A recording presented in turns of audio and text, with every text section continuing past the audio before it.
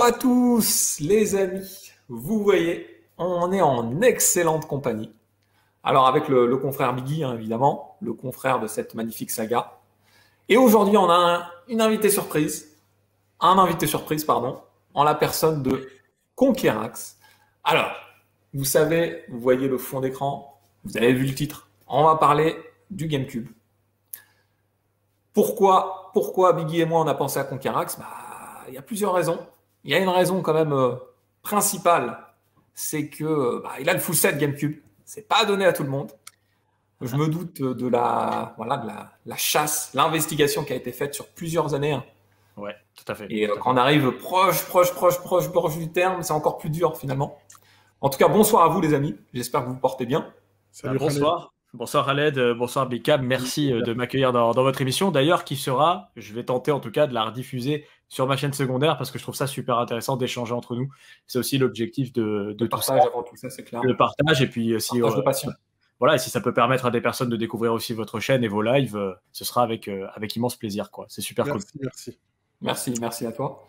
Et du coup, la deuxième raison quand même, c'est que Conquer, elle est un peu plus jeune que nous et du coup, il a connu son adolescence. Il a été bercé.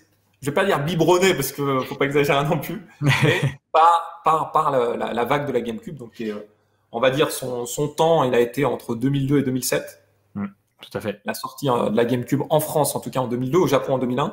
Le fameux 3 mai. Magnifique. Le 3 mai, exactement. On s'en rappelle. Le 3 mai. Et voilà, déjà pour ces deux raisons, on se devait de faire cette vidéo avec toi. Et je tiens à le signaler, Biggie, que dès qu'on a proposé à Conquer, il n'y a eu aucune hésitation. Il a dit, il n'y a aucun souci, je vous dis oui. Il suffit juste de trouver une date. Parce qu'on se doute que t'es pris, Biggie est pris, moi je suis pris, etc. Il fallait qu'on trouve une intersection commune. Et on l'a trouvé assez rapidement. Ouais, c'est vrai. Voilà, on l'a trouvé assez rapidement, donc c'est très gentil de ta part. On te remercie pour ça. C'est un plaisir, les gars. Franchement, comme je le dis toujours, peu importe si on peut échanger, passer un très bon moment. C'est franchement l'objectif premier d'une chaîne YouTube. Je veux dire, à part ça sert à quoi? Si c'est pour se faire mousser ou compagnie, c'est inutile. On est là pour échanger, pour kiffer. Le jeu vidéo, c'est un partage. Et en fait, à travers tout ça, c'est ce qu'on est en train de faire. C'est ce que je dis toujours. Donc non, super. Moi, je vais prendre plaisir à discuter avec toi et Biggie sur GameCube, une console que j'affectionne. T'as quelques jeux, hein, je crois. Tu m'as dit un peu en off. Ouais. Moi aussi. J'ai une collection moins grande que la tienne, mais j'ai aussi. D'un chouïa. Voilà, c'est ça. Je suis pas arrivé sur la dernière île. J'ai pas le One Piece, contrairement à toi. Ouais. Mais on va dire que t'es Gold Roger et puis je suis Luffy. Oh. Sur le GameCube. Alors déjà, la première question quand même, les amis. Depuis tout à l'heure, on dit le GameCube, la GameCube. Qu'est-ce que vous dites? Bicam, tu veux commencer ou il y a beaucoup de choses à dire? Normalement, c'est toujours notre invité qui commence, non? Ouais, c'est vrai. Alors, moi, je vais vous dire quelque chose. C'est une question qu'on me pose tout le temps. C'est pareil pour le ou la Game Boy. Hein. On est un peu dans le même délire. Pas au chocolatine. On est dans le même délire. Voilà. Non, c'est une question qu'on m'a beaucoup posée. J'ai failli consacrer une vidéo sur le sujet. Et puis, je me suis dit non, parce que au final, chacun pourra prononcer, c'est un peu le truc, comme il veut. Parce que déjà, il y a deux sens. C'est-à-dire, si tu dis la Nintendo GameCube, quand tu dis là, c'est la console. Tu parles de la console. Quand tu dis le Nintendo GameCube, tu parles du cube. Voilà. Donc, c'est déjà deux différences. Après, il y a ce qui se passe à l'intérieur des notices d'utilisation, qui sont les petites notices noires que vous avez normalement, que je dois avoir, j'espère, dans chacun des jeux. Et alors, figurez-vous qu'il y a quelques titres où on dit le Nintendo GameCube, d'autres où ça se dit, où Nintendo lui-même explique la Nintendo GameCube, et d'autres où c'est marqué Nintendo GameCube. Génial. Donc, cette anecdote-là, franchement, elle est ouf. Non, mais vraiment, alors j'ai vérifié sur quelques titres, c'était il y a quelques temps, j'espère que je dis pas de la merde, mais je suis quasiment certain. Je vais vous dire même là, ici, ce qui est dit. Je vous avoue que je ne connais pas par cœur quel titre est concerné, mais c'est assez intéressant. Alors, on sait que je l'avais vu. Alors, le retrouver en français, je ne veux pas vous pourrir votre live. Voilà. Alors là, ils disent voilà. Caution. C'est quand même intéressant au sens où il y a un instinct, sans réfléchir en fait. Moi, je suis poussé à dire la GameCube. Mais c'est ça. Je me force à dire parce que j'ai cru voir dans les magazines la plupart du temps le Nintendo GameCube. Eh ben là, figure-toi, sur Star Fox Adventure, sur le dossier, ils ne mettent pas, ils mettent juste Nintendo GameCube. Ils ne mettent jamais à aucun moment là ou le. C'est intéressant quand même. on peut pas la nommer, tu vois. Alors voilà, alors je vais voir si Zelda, parce que j'étais prêt à Zelda Wind Waker, bon voilà, on le montrera tout à l'heure. Je regarde si c'est la même chose, parce que moi ça m'intéresse bien aussi en même temps, tu vois, qu'on fait, Ah non, mais c'est la petite investigation avec toi, avec vous. Là, qu'est-ce qu'ils disent? Non, pareil, là ils disent Nintendo GameCube, mais je sais qu'il y a des notices, alors même de consoles notamment, où ils vont dire là, et d'autres où ils vont dire Je le. pense que Très bizarre. ça doit être un délai de production. Par exemple, les jeux qui sont sortis en 2003, 2004, voilà, il y a dû y avoir des petits changements, des petites modifications. Alors, exactement. Voilà, pendant ce live, on va se laisser porte ouverte, on peut dire là, on va se faire plaisir. Ouais, voilà, bon, c'est toujours pareil, et puis il faut respecter chacun, chacune, pronom ou pas. Exactement. Voilà, Exactement. c'est le principal. Tant qu'on y joue, qu'on s'éclate, on s'en fout. Ouais. Alors, avant de vous demander vos premiers souvenirs, parce que je vais vous poser cette question, on va un peu rappeler l'histoire de la GameCube. Alors, tu l'as signalé, elle est sortie en mai 2002. Ouais. Et c'est la première console à support CD de Nintendo. C'est vrai. Elle faisait, c'était succédé à la Nintendo 64, qui était la dernière console de salon à support cartouche. Oui. Et ils avaient choisi quand même, en tout cas, ça c'est un avis personnel, très subjectif. Le cube en soi, il est très joli, très sympa. Il y a une petite poigne où on peut le porter. Il est solide. Et puis le mini CD, ça apporte du charme. Oui, on n'a pas vrai. ça surtout les autres sur PS2, Xbox, etc. C'est des CD normaux. Mais ça a apporté des problématiques pour Nintendo aussi. Bon, après, c'est pas pour revenir sur l'histoire, mais c'est ce qui a aussi entraîné le fait que cette console soit un peu incomprise, puisqu'on oublie quand même qu'aujourd'hui, elle est adorée. Elle est adorée, mais malheureusement, beaucoup de gens ne comprenaient pas cette console-là et pensaient que c'était une console pour enfants, alors que c'est la dernière console. Je veux dire, dans la course à la technologie de chez Nintendo, à ce moment-là, tout le monde était sur le même pied, 128 bits, et tout le monde était dans cette course-là. D'ailleurs, on reparlera des premiers souvenirs, mais le Star Wars, quand tu le mettais pour la première fois dans la console, tu avais une claque dans ta tronche énorme. Le Rogue Leader Squadron 2, et techniquement, ça a écrasé un peu, ça a écrasé la PS2, par exemple. Donc, c'est à ce moment-là, quoi. Mais bon, elle était incomprise, et je pense que le mini DVD a participé à justement le fait que les gens se disent attends, mais elle lit pas les DVD, du coup, la console, attends, il y a un problème, donc on va se rabattre sur une console concurrente. Et ça sera la dernière des 3 consoles, d'ailleurs, en termes de vente. Exactement. Et puis en termes de ludothèque, on est en Europe, en tout cas en France, même en Europe, on est entre 450 et 500 jeux en Europe complète. Peu d'éditeurs tiers. Ouais, alors que sur PS2, je sais pas. 2000. Ça se compte pas. Ouais, je crois que 2000. Si tu prends, en Europe, en tout cas 2500. Donc voilà, c'est. Alors, quand même, quand on pense au GameCube, on pense à 80% aux exclus Nintendo. C'est vrai. Comme toujours avec Nintendo, comme bien souvent. Comme toujours avec Nintendo, heureusement. En tout cas, ces aspects-là ont fait que le GameCube m'a surpris. Ouais. Et par la suite, on a eu la chance de pouvoir bénéficier du Game Boy Player sur GameCube, où on pouvait jouer sur télé à la GBA, à tous les jeux Game Boy. Et ça, moi, ça m'a marqué. Personnellement, ça m'a vraiment marqué. Parce que la GBA, c'est une console que j'ai kiffé. Alors, les amis, on va rentrer dans le vif du sujet. Je vais commencer par l'invité. On commence toujours par l'invité. Avec plaisir. Est-ce que tu te souviens de ton premier souvenir avec la Nintendo GameCube? À quelle occasion tu l'as découverte? Écoute, moi je m'en souviens, je vais pas dire comme si c'était hier, mais c'est ce qui a fait qu'aujourd'hui c'est ma console de cœur. C'est juste que je la regardais dans les magazines. Tu sais, on a toujours, à l'époque, je lisais beaucoup Console Plus, Joypad, et on en parlait énormément. Parce qu'Internet, bon, arrivait, tu vois, mais j'avais pas encore la DSL, je me rappelle, je sais plus, peut-être c'est le début. C'était un peu chaud, tu vois, le déploiement d'ADSL. Voilà, c'est ça. Donc, et donc, j'achetais tous les magazines qui sortaient chaque mois. Je crois même que j'étais abonné à Console Plus. Et puis, je voyais cette GameCube. Je voyais notamment au Nintendo Space World. Moi, c'est un premier souvenir que j'ai. Mario 128 et Zelda. Tu sais, le fameux Zelda qui n'est jamais sorti, où il affronte Link affronte Ganon. Tu te dis, putain, c'est quoi ce délire de ouf, là? On attend que ça. Et tout. Au final, t'as Wind Waker qui tombe. Tu fais, ah, d'accord, c'est pas du tout celui que j'avais imaginé. C'est clair, en 7 années. Voilà, exactement. Et bon, ça, c'est les vrais premiers souvenirs que j'ai dans ma mémoire. Mais surtout, c'est le jour où mon père, en fait, alors je lui dis, papa, voilà, ne fais pas de cadeau à mon anniversaire, c'était en avril. Achète-moi plutôt en mai la GameCube si tu peux. Il me dit, ah, t'es ouf ou quoi? Ça va valoir une fortune encore cette histoire, tu vois, c'était à l'époque. À la sortie en plus. Et voilà, à la sortie. Et moi, je lui disais, papa, franchement, j'aimerais trop. J'ai vu les prochains Zelda, le prochain truc. J'étais en folie, quoi. Bon, mon père me dit non, quoi. Clairement, il ne pourra pas, pour l'instant en tout cas, me l'acheter. Il faisait attention. Et puis, le 3 mai 2002, donc vraiment, mon père, il faisait les courses régulièrement, puis il va c'est ce qu'il m'a raconté lui, hein, en tout cas. Mais il va au casino à côté de chez moi et en fait, il trouve ce qui aurait été la dernière GameCube, d'après ses dires, dans le rayon. Et en fait, je le vois se ramener chez moi, je le vois passer la porte, je le vois avec un truc dans les bras, j'étais dans le salon, il y avait les baies vitrées, je le vois avec un truc dans les bras, je dis c'est quoi ça?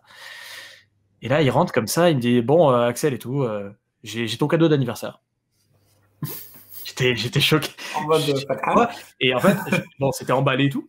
Et là, je vois cette boîte, je fais putain, j'ouvre la boîte et je vois la GameCube, mais il s'empare de moi une espèce de sentiment d'euphorie incontrôlable. C'est-à-dire que tu sais, t'es gamin, en plus, enfin, t'es ado, tu vois, putain, t'as de l'argent de poche et tu te dirais jamais que. Voilà. Et mon père, il m'a fait un cadeau exceptionnel, puisque je pense que ça participe au fait aujourd'hui que sur YouTube, j'en ai autant parlé, etc. Ça m'a façonné, ça m'a peut-être même façonné, tu vois. C'est le début d'une belle histoire. Voilà, exactement. Et puis, il y avait 2 jeux avec exceptionnels, Luigi's Mansion et Star Wars Rogue Leader Squadron 2. Donc, il m'a pris 2 jeux en plus. Donc, il m'a rincé. J'étais en folie. Bon, il m'a dit, par contre, tu travailles bien à l'école et tout. Genre, tu travailles bien au cours et tout. Tu fais pas le con. Hein. J'ai dit, papa, je t'aime trop. Il m'a mis. Et dès que j'ai mis Star Wars, comme je vous dis, alors, bon, j'ai joué d'abord à Luigi's Mansion, une première claque. Magnifique. Mais alors, Star Wars, ça m'a retourné. C'est-à-dire. C'était un film. J'avais jamais vu ça. C'était un film dans ma tronche. Alors moi, j'ai pas eu la PS2 en premier, j'ai eu la GameCube en premier, il faut savoir, une console. Donc, je suis passé de la 64 à la GameCube. Inutile de vous dire que le choc était colossal. Genre, mais vraiment. Voilà. Donc, premier souvenir et pourquoi aujourd'hui, je pense. Excellent. Voilà. Donc, c'était le pack GameCube noir. Non, c'était le pack GameCube. Lui, c'était le violet. C'était le premier. Violet. Couleur violette. Vraiment la GameCube de base, d'origine. Classique. Elle est où cette GameCube aujourd'hui? Elle est là, alors je sais pas si on peut voir, c'est celle qui a, hop, on va la voir au-dessus là, vous la voyez peut-être là. C'est celle de 2002. C'est celle ouais, c'est la mienne de quand j'étais gamin. C'est excellent. Je l'ai gardée comme de façon très précieuse parce que ça m'avait tellement marqué ce jour-là. C'est un cadeau de mon père. Ah bah non, c'est super. Je veux le garder. Voilà. Voilà. Biggie, mon ami Biggie, on va passer à toi. Ton premier souvenir, alors tu étais un peu plus âgé. Ouais. Mais est-ce que tu t'en souviens tout de même? Alors, ils paraissent hyper jeunes, les mecs, hein, je vous jure. Moi, j'ai cru qu'ils... Non, on est vieux, là. Les mecs, ils ont 20 ans, les mecs. Alors, moi, pour l'anecdote, donc, donc je savais pareil comme Axel, c'est-à-dire que j'avais vu le Nintendo Space World, j'avais vu le Mario 128, le Zelda qui devait cartonner tout. Ils avaient déjà montré des images de Star Wars. Moi, je suis un énorme fan de Star Wars. Tu vois pas là-bas, mais au-dessus, j'ai un gros drone Star Wars. Et mon fils, il est piqué à Star Wars. Moi, Star Wars, c'est toute ma vie, moi, personnellement. Voilà. En termes de cinéma, c'est quelque chose qui m'a vraiment marqué. Et moi, les Rogue Squadron, en plus, je les connaissais déjà sur PC. Oui. D'accord. Ouais. Je l'avais eu en Nintendo 64, je l'avais eu sur 64, mais je l'avais eu en PC. En PC, il était extraordinaire, parce que c'était la version max du jeu, quoi. Ouais, il était incroyable. Et je vois tout ça. Et donc, quand la console sort, moi, ça correspond à... Ça faisait à peu près 9 mois que je m'étais installé avec ma femme d'aujourd'hui. Donc, c'est beau, au passage, c'est beau. Bravo. Ouais, et donc, en fait, j'avais revendu à cette époque-là pas mal de mes jeux vidéo de l'époque. Je t'en avais parlé, Khaled, dans la vidéo Neo Geo. Donc, en fait, pour garder uniquement la PS2. D'accord. Parce que, en fait, j'allais m'installer. Et en gros, il fallait... la Neo Geo, etc. pour la PS2. Et donc, et puis, tu sais, quand tu t'installes avec quelqu'un, voilà, tu te dis, bon, je vais pas embarquer la Neo Geo, la Mega Drive. Tu ne dirais pas la même chose aujourd'hui, je suis sûr. Voilà, c'est ça. Et donc, du coup, j'avais la PS2. Et quand la console sort, j'entendais qu'elle allait sortir et je l'avais réservée à la Fnac. Donc, je l'avais réservée. Sauf que, encore une fois, moi, j'ai des anecdotes de derrière les fagots. La personne qui est aujourd'hui devenue mon beau-frère, qui s'appelle Guillaume, il m'appelle. Il me dit, allô, Kamel et tout, j'ai mon frère, il a des GameCube. Je dis, quoi? La console n'était pas sortie. Hein. Ah ouais. Il me dit, mon frère, il a des GameCube, il en a 4 à vendre, est-ce que ça t'intéresse? Je lui dis, ben ouais. Il me dit, ben voilà, il a des GameCube, il en avait la noire, la violette. Il n'y avait pas la verte qui était sortie aussi au début? La verte je crois qu'il n'y a que la Jet Black et la... Ouais, on avait peut-être que 2. Et la violette, me semble. Hein. Il avait des violettes et des noires. Il me dit, vas-y, viens. Je lui dis, garde-moi une noire, je prends la noire. J'arrive, je l'achète à mon beau-frère. Je te dis, avant qu'elle sorte la console. Hein. Et en plus de ça, il me passe Luigi's Mansion avec. Ah. Donc, il me l'avait prêté parce qu'il était à lui, mais en gros, il me l'a passé avec. Donc, j'achète la console et voilà. Après, je raconterai plus tard les jeux que j'ai découverts après. Non, Parce mais que c'est j'ai marrant. eu peut-être 10 jours avant sa sortie. Quelque chose comme ça. Ah oui, putain, quand même, c'est ouf. Ah, VIP. Hein. Voilà. VIP, ouais. VIP, là. Ah, VIP, tu travailles pas chez Nintendo en fait. Non, Il a des parts. je sais pas d'où il les avait eus, mais en tout cas, il en vendait et il en a vendu pendant au moins 1 mois et demi après. Ah oui, C'est-à-dire d'accord. régulièrement, j'en ai fait acheter une à un ami à moi. Il en avait eu comme ça pendant un temps. Tu vois, après, quand elle est sortie en magasin et tout ça, il n'y avait plus, mais il en a eu pendant un temps. Ah ouais. Donc, C'est du coup, j'avais annulé ma réservation. Et puis, j'ai eu la GameCube avant la sortie, quoi. T'as pas regretté, ça va. Ah non, du tout, du tout. Du tout. Mais on en parlera après, parce qu'après, on abordera les jeux. Ok. Non, mais c'est intéressant. Alors pour moi, pour ma part, c'est marrant, c'est que je ne l'ai pas eu à la sortie. Donc je ne l'ai pas eu en mai 2002. Je l'ai eu en novembre 2002. Donc quelques mois après. Parce que je suis né le 14 novembre, je le précise. Oh. Ah. Et du coup, en 2002, je m'étais remis au rétro gaming. Enfin, moi, j'appelais ça le rétro gaming, mais à la Mega Drive, à la SNES. Et je commençais à m'acheter des jeux, je m'achetais pas mal de choses. C'était le bon Et, temps pour le faire, les collections d'ailleurs. Comment? C'était le bon temps pour recommencer une collection. Ah ouais, c'était le bon temps, hein. Franchement, en Mega Drive, je me gavais bien. Bon, bref. Ouais. Je me faisais plaisir plutôt. Non, mais clairement. Voilà. Et j'avais dit à mon frère, ah bah, la GameCube, elle me tente bien. Je la trouve plutôt sympa. Et puis il y avait eu Luigi's Mansion, j'avais eu l'occasion de le voir chez un pote. Il y avait eu le Star Wars, il y avait eu le Wild Race. Nice. Et puis je lui ai dit, bah écoute, elle me tente très bien, mais ça valait 299 € à la Oui, sortie. c'est vrai. Elle a rapidement baissé de prix d'ailleurs. Elle est passée à 229 très vite. Voilà, c'est ça. Et bah, c'était un prix quand même. Hein.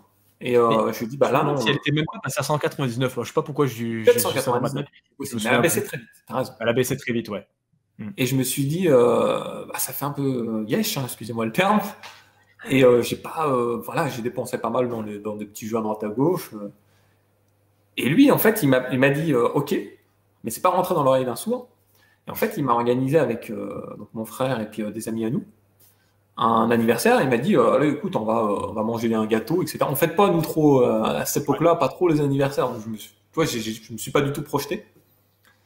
Et en fait, bah, ils m'ont fait une surprise et ils m'ont offert la Nintendo GameCube. Et j'ai encore ils me l'ont offert dans un sac en carton, en papier un peu papier carton. Là. Et ils ont signé dessus. Et j'ai encore toutes les signatures Ah ouais. dans ce sac-là. Et j'ai encore la console. Bah, cette console-là qu'on m'a offert en 2002, c'est la mienne. Ah bah voilà. C'était la noire. C'était la noire. Donc on me l'a offert avec une manette supplémentaire que j'ai toujours. Une manette en boîte que j'ai toujours. Et 2 jeux. Donc le fameux Star Wars.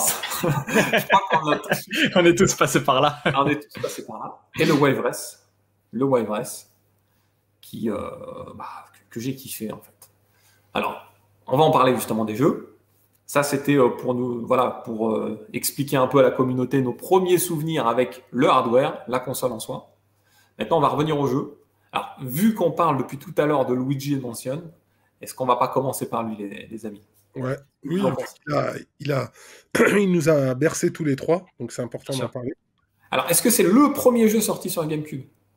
Oui, il était au lancement. Ouais, d'ailleurs, il est au lancement japonais aussi. C'est vraiment, on parle de premier jeu. Mais qui est particulier parce que on n'a pas l'habitude de voir Luigi dans ce rôle, d'assumer ce rôle de héros finalement chez Nintendo, qui est plutôt le froussard, qui est plutôt celui qui va se chier un peu dessus, hein, désolé du terme. Il a quand même peur dans le jeu. Hein. Il est en oui, bien sûr, mais il va braver l'interdit. Et puis, ce qui était assez particulier, c'est qu'il y avait un peu une ambiance, alors, je vais aller loin, à la Resident Evil, parce que l'ouverture des portes notamment, qui a un peu inspiré le manoir, etc. On sent qu'il y a une inspiration Resident Evil. Et puis, mine de rien, quand tu es un peu jeune, il y a des passages qui, quand même, je vais pas dire pour flipper, mais presque. Tu sais, t'es là, tu fais.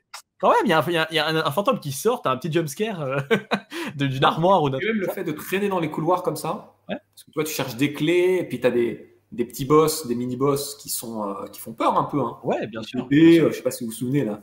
Avec des cris un peu bizarres d'ailleurs, enfin des bruits particuliers, mais c'est surtout que Nintendo, on peut souligner la prise de risque, parce que l'idée d'avoir Luigi dans un manoir qui va sauver Mario à son tour, c'est très intéressant. Ouais. C'est très intéressant. Ouais. Quand Et c'est une belle réussite. Finalement, ça s'avérait être une sacrée réussite même. Ah oui, bien sûr. Parce que 20 ans après, on a le troisième opus sur Switch. Et qui est excellent en plus. Pour le coup. Il est excellent. Et il faut souligner une chose, c'est que le jeu, techniquement, il envoyait du lourd. L'éclairage dans le jeu, c'était des choses totalement novatrices qu'il y avait. Il faut savoir que la GameCube, elle avait été designée par ATI. C'était déjà une avancée à l'époque parce que les autres, ils avaient tous leur chip un peu propriétaire, sauf pour Microsoft. Mais Sony fabriquait, en fait, était à l'ingénierie de leur processeur. Ça a changé aujourd'hui. Mais Nintendo a été le premier à aller voir un constructeur pour lui faire son chip. Et ce qui a grandement facilité le développement sur la console, mais surtout que graphiquement, ça envoyait du lourd. Et surtout pour un jeu de lancement. Dans le noir, avec les fantômes en lumière, etc., la gestion de l'éclairage, c'était presque du jamais vu, même sur PC. Hein. Il a d'ailleurs très bien vieilli, moi, je trouve. Encore aujourd'hui, quand vous le mettez aujourd'hui dans la console, que vous y rejouez, bien sûr, c'est sûr que ça a vieilli quand même, mais je veux dire, c'est un jeu qui aujourd'hui se joue très facilement et qui pique pas non plus les yeux. Et de toute façon, les jeux Nintendo, globalement, ont cette particularité, je pense, de vieillir, parce que c'est des jeux très colorés, parce que c'est des jeux où les traits des personnages sont particuliers. Il y a vraiment le chara-design qui rentre en compte. Là, on le voit avec Karl Tastroff notamment. Moi, j'adore. Mais c'est Luigi's Mansion, c'est un classique de chez classique. C'est tout. Moi, c'est clairement. Et pour vous dire, je l'ai fait à l'époque, en 2002, et je l'ai refait avec mon fils, qui a aujourd'hui presque 7 ans. Ouais. Et ce que tu m'as décrit, Conker, c'est intéressant. Mon fils avait le même ressenti, c'est-à-dire que moi, j'y jouais, et des fois, je lui disais, vas-y, joue. Il jouait quand j'étais à côté, et quand je me déplaçais un peu, il avait un peu peur. Il y a une petite ambiance un peu lugubre. Quand tu dis à la Resident Evil, avec des guillemets évidemment, c'est un peu ça. Les petits les grincements dans les miroirs. Non, mais c'est un hommage parce que tu le vois dans certains détails. Et puis même, tu sais, les petits bruits dans le menu qui font... Tu sais, genre, je sais pas comment expliquer, là, ces petits bruits un peu qui grincent, là, tu sais. Et puis même la façon de... Voilà, on le voit de courir de Luigi qui est très particulière, qui montre qu'il a peur. Et puis s'arrête, tu sais, des fois, Luigi fait... Oh, tu sais, des fois, c'est clair. Les petites mimiques, tout est bien. Là, c'est avec la danse. Dans les fantômes, cet effet holographique. Je sais pas si vous avez connu dans votre enfance le manoir hanté de Disneyland. Oui, bien sûr. Oui. En fait, j'avais l'impression de voir ça. Tu vois, hologramme un petit peu, tu vois. Et j'avais cette sensation-là. Et moi, je te dis aujourd'hui, mes enfants qui ont joué donc à celui-là, parce qu'il est ressorti sur une console, sur la DS, la 3DS, je crois. Celui-là. Il est sorti sur 3DS. En fait, il y a le 2 qui est sorti. Il y avait le 1 aussi également. Et le 1, il est sorti en 2018. Voilà. Et il y a eu un remake. C'est quoi? C'était un genre de remake? Enfin, non, une remasterisation plus. C'est une remasterisation. C'est le même. Ils adorent le jeu, mais parfois, ils ont peur d'y jouer. Je le comprends. Mais ils aiment le jeu, mais ils arrêtent d'y jouer par peur, parfois. Surtout sur Switch. C'est clair. Non, mais c'est vrai. Ce jeu-là, il est quand même un ensemble. C'est-à-dire, c'est un jeu d'action. C'est un jeu d'aventure. Avec des choses un peu cachées, etc. Il est vraiment... La Game Boy Aurore, ça c'était génial, la Game Boy Aurore. J'ai une petite particularité. J'adorais ce système qui... Nintendo est trop fort, quoi. Enfin, vraiment, ils sont super ingénieux. À ce moment-là, en tout cas, après on peut en discuter, mais voilà. Non, mais effectivement. En tout cas, ce Luigi Mansion est clairement une réussite. Il n'y a aucun doute. Pourtant, les médias ont été pas forcément... Enfin, les tests n'ont pas été très tendres. Il faut rappeler que ce jeu a eu 15 sur 20 sur jeuxvideo.com, ce qui n'est pas forcément une superbe note pour une exclusivité Nintendo. Hein. Mais bon, c'est... Et je pense que, franchement, si on faisait une étude statistique en interrogeant la population qui ont connu Luigi's Mansion, franchement, ils seront unanimes en nous disant c'est un jeu qu'il faut posséder. Bien sûr. Le 14-15, là, c'était... Puis c'est une prise de risque, encore une fois. Ils notaient pas la prise de risque, alors qu'aujourd'hui, si tu ressors un jeu comme Luigi's Mansion qui sort des sentiers battus, justement, je pense que la prise de risque, on la prend en compte dans la notation. Tu vois, c'est une nouvelle licence quand même. Donc voilà. Alors les amis, du coup, si on veut rester, en tout cas pour ce début de vidéo, dans un ordre plutôt chronologique, on peut parler du Star Wars. Ouais, c'est dans ma liste à moi. Big Cam, il a des choses à dire, Big Cam, là, sur Star Wars. Moi, ce jeu-là, il m'en a mis plein la gueule. Tu sais que souvent, je me remémore la première fois que je l'ai vu, le jeu. Donc, moi, je me souviens, donc, quand Star Wars est sorti, donc à cette époque-là, je faisais de la musique et j'avais tous mes potes de mon groupe et ils me disent on vient tous chez toi pour voir Star Wars parce que il m'avait dit ouais, ne l'ouvre pas. Incrusté normal. J'allais l'acheter. Il m'a dit ne l'ouvre pas, on se retrouve chez toi et on teste le jeu tous ensemble. Donc ils se rejoignent chez moi et on lance le jeu. Et on voit cette définition un petit peu qu'on n'avait jamais vue avant, cette finesse de graphisme et la fluidité, puisque le jeu tournait à 60 images par seconde. C'est ça. Et... Oh, mais là, l'image, elle a été améliorée, là, non? Non, c'est le jeu. C'est le jeu, sérieux? Mais le jeu est extraordinaire. Tu comprends? Ah ouais. Ce week-end, j'y ai joué. Ah bah. Et j'ai joué à la GameCube tout le week-end, là. Il a bien préparé l'émission, Bicam. Il a dit, c'est bon. Il a raison. J'avais envie de me replonger dedans, parce qu'en fait, on m'a fait un joli cadeau, d'ailleurs, je le salue. Il y a le poteau Fauzi qui m'a offert une GameCube en boîte. Bah ouais, grave sympa. Un beau cadeau. Et en fait, du coup, j'ai voulu relancer, comment dirais-je, la GameCube. Ouais, parce que tu as conservé des jeux, en fait. Et j'ai joué à Star Wars, j'ai relancé Star Wars, j'ai relancé d'autres jeux. Et franchement, le jeu n'a pas vieilli. Hein. Tu rejoues maintenant, il est totalement viable, le jeu. En fait, il n'y a pas longtemps, et j'ai été sidéré, j'ai bien sidéré par les effets de lumière dans l'espace, et notamment sur le vaisseau, comme tu disais. Je trouve que la GameCube, elle a un temps d'avance, moi, sur les autres consoles, 128 bits, au niveau des effets de lumière qu'on a vu dans Luigi's Mansion et qu'on voit sur le vaisseau. Ouais, et puis, il y a un sentiment quand même de liberté dans ce Star Wars, parce que tu as des murs invisibles, entre guillemets, enfin, on t'arrête, quoi. Mais je veux dire, tu as un sentiment de liberté qui est exceptionnel. D'espace exceptionnel. Et c'est une des premières fois, franchement, que je ressens ça en 3D, je parle. Vraiment. Alors moi pourquoi ça m'avait mis la claque? Alors, c'est peut-être un peu comme Conquer, c'est-à-dire que moi, au Star Wars, je m'étais arrêté à ce N64. Ouais. Et en fait, le différentiel technique entre les deux, il est affolant. C'est affolant. C'est possible, c'est quoi ça? C'est de la ouf. Même l'intro et tout, tu sais, c'est à la Star Wars. Enfin, vraiment, vraiment, t'étais imprégné Star Wars du début à la fin. Et puis t'avais, moi, je le dis, j'avais l'impression dans les explosions, notamment les explosions sont magnifiques dans le titre, parce que ça, c'est une prouesse aussi. J'avais l'impression d'être dans le film, mais c'est-à-dire vraiment dans un film. Dans un film en immersion. Il faut savoir que quand les gens citent les meilleurs jeux Star Wars, il fait partie du top 5 de tous les meilleurs jeux Star Wars. Avec KOTOR, tout ça, c'est beaucoup de KOTOR, mais celui-là, il revient tout le temps. Et la référence qui a servi justement par rapport au Battlefront, etc., ce qui les a aidés à faire le mode dogfight, quoi, dans Star Wars, c'est ce Star Wars-là. Ah, c'est un bon exemple. Hein. Donc, alors, Biggie, est-ce que tu l'avais fini, toi, à l'époque? La bataille sur Hoth, c'est complètement ouf. C'est malade. Ouais. T'avais réussi à le finir à l'époque, Biggie? Ah, bien sûr. Je l'ai fini en expert. Tu sais, le mode de difficulté. Ah ouais. Non, mais moi, Star Wars, ce jeu-là, chaud, là. Retourner.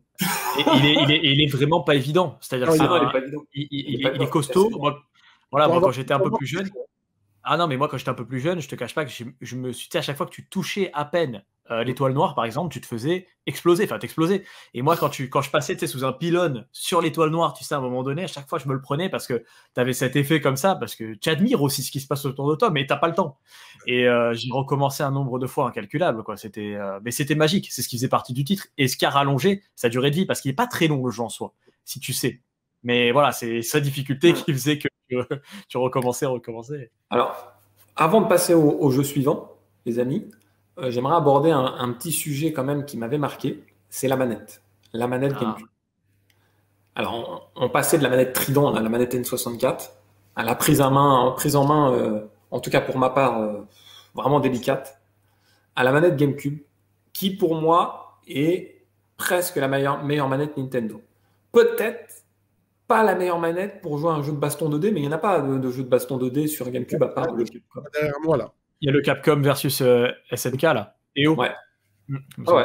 Mais je veux dire, c'est vraiment minoritaire. Très minoritaire. Il y a Soul Calibur. Ouais, il était génial. En plus, tu pouvais prendre Link. Soul Calibur 2 était quand même... mais ça reste effectivement pas le style... Voilà, c'est pas le style de prédilection de la console. D'ailleurs, il n'y avait pas de Killer Instinct, me semble-t-il, sur GameCube. Non, effectivement. Mais effectivement... Il y avait un Soul Calibur 2 qui était quand même assez ouf. Hein. Bon, le meilleur de toutes les consoles. C'est le meilleur sur GameCube, largement. Mais la manette en soi, qu'est-ce que vous en avez pensé, vous? Ah ben, écoute, déjà c'est une manette qui est designée par Miyamoto, donc c'est la seule manette qu'il a designée pour Nintendo et qui traverse surtout les générations. Ça, quand même, il faut le souligner. Ouais, aujourd'hui, oui. Wii U, Wii, etc. Puisque sur la Wii, tu pouvais la brancher directement sur certaines versions de la Wii, enfin les premières versions, c'est vrai. pour jouer à tes jeux GameCube. Mais c'est une manette qui aujourd'hui encore en convention, en tournoi Smash Bros notamment, est utilisée régulièrement, dont les adaptateurs qui sortent. Pourquoi? Parce que c'est parfait pour Super Smash Bros. Super Smash Bros Melee, qui est encore aujourd'hui aussi un classique ultime. Qui se joue encore aujourd'hui. Voilà, il y a très peu de manettes. Alors la manette PlayStation, la DualShock, a traversé comme ça aussi les générations avant d'être changée sur PS4. Mais c'est vrai qu'il faut souligner que la prise en main, au début, on l'a trouvé un peu bizarre. Certaines personnes pouvaient dire, tu sais, au niveau des gâchettes, tu vois, voilà, c'était un peu chelou. C'est bien réfléchi, moi je trouve. Mais moi je trouve que Miyamoto, encore une fois, a fait un travail exceptionnel sur. C'est ma manette préférée, hein. Moi j'ai pas peur de le dire aujourd'hui. Ah ouais, bah moi en Nintendo, oui aussi. Voilà, clairement. Alors, je veux donner moi mon ressenti, un ressenti plus technique. Ouais. Par exemple, quand tu joues à un shoot comme Star Wars, on dirait que la manette, elle a été designée pour ce jeu-là. Parce qu'en fait, tu as ce confort du gros bouton au milieu. Ça, c'est pour les jeux 3D. Tu vas utiliser le plus pour tirer. Ok. Donc tu es vraiment à l'aise. Je te redonne un autre jeu que je citerai plus tard, qui est F-Zero.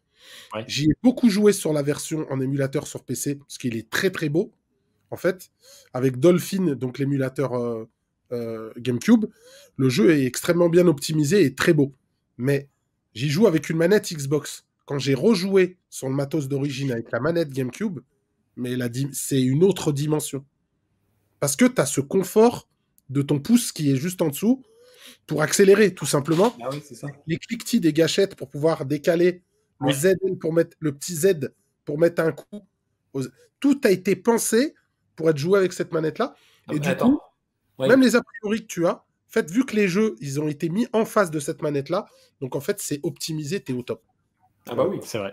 Alors, ouais, après, on peut citer, on va en parler tout à l'heure, mais le Mario Kart Double Dash, la manette, elle est ultime pour ce jeu-là. Parfait. C'est-à-dire que même la gâchette, les gâchettes pour drifter, c'est-à-dire que tu as l'impression vraiment que selon la force que tu mets dans la gâchette, et ça, c'était quand même un truc qui était assez révolutionnaire à l'époque, parce que la manette Xbox, elle proposait ça, mais d'une moins bonne façon, puisque bon, mais la manette PlayStation, par exemple, elle était dégueulasse. Enfin, à côté, au niveau de ses gâchettes, elle n'était pas optimisée du tout.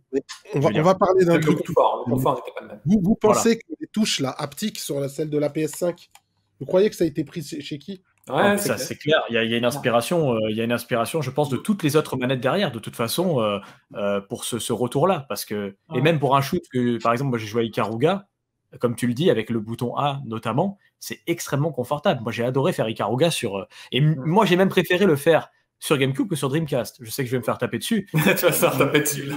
mais bon, voilà. Après moi c'est parce que je suis peut-être un peu chauvin de ma console. Non, mais il faut être objectif. Il est mieux sur GameCube. Hein. Moi c'est mon point de vue. Revient maintenant. Ouais, moi je pense. Ouais. Alors, effectivement, par la suite, en plus, ils ont même sorti une manette sans fil, la Waveboard. La Waveboard, ouais. Manette radio par radio, ouais. Les récepteurs. Ils ont sorti ces Mad Cats. Sans fil.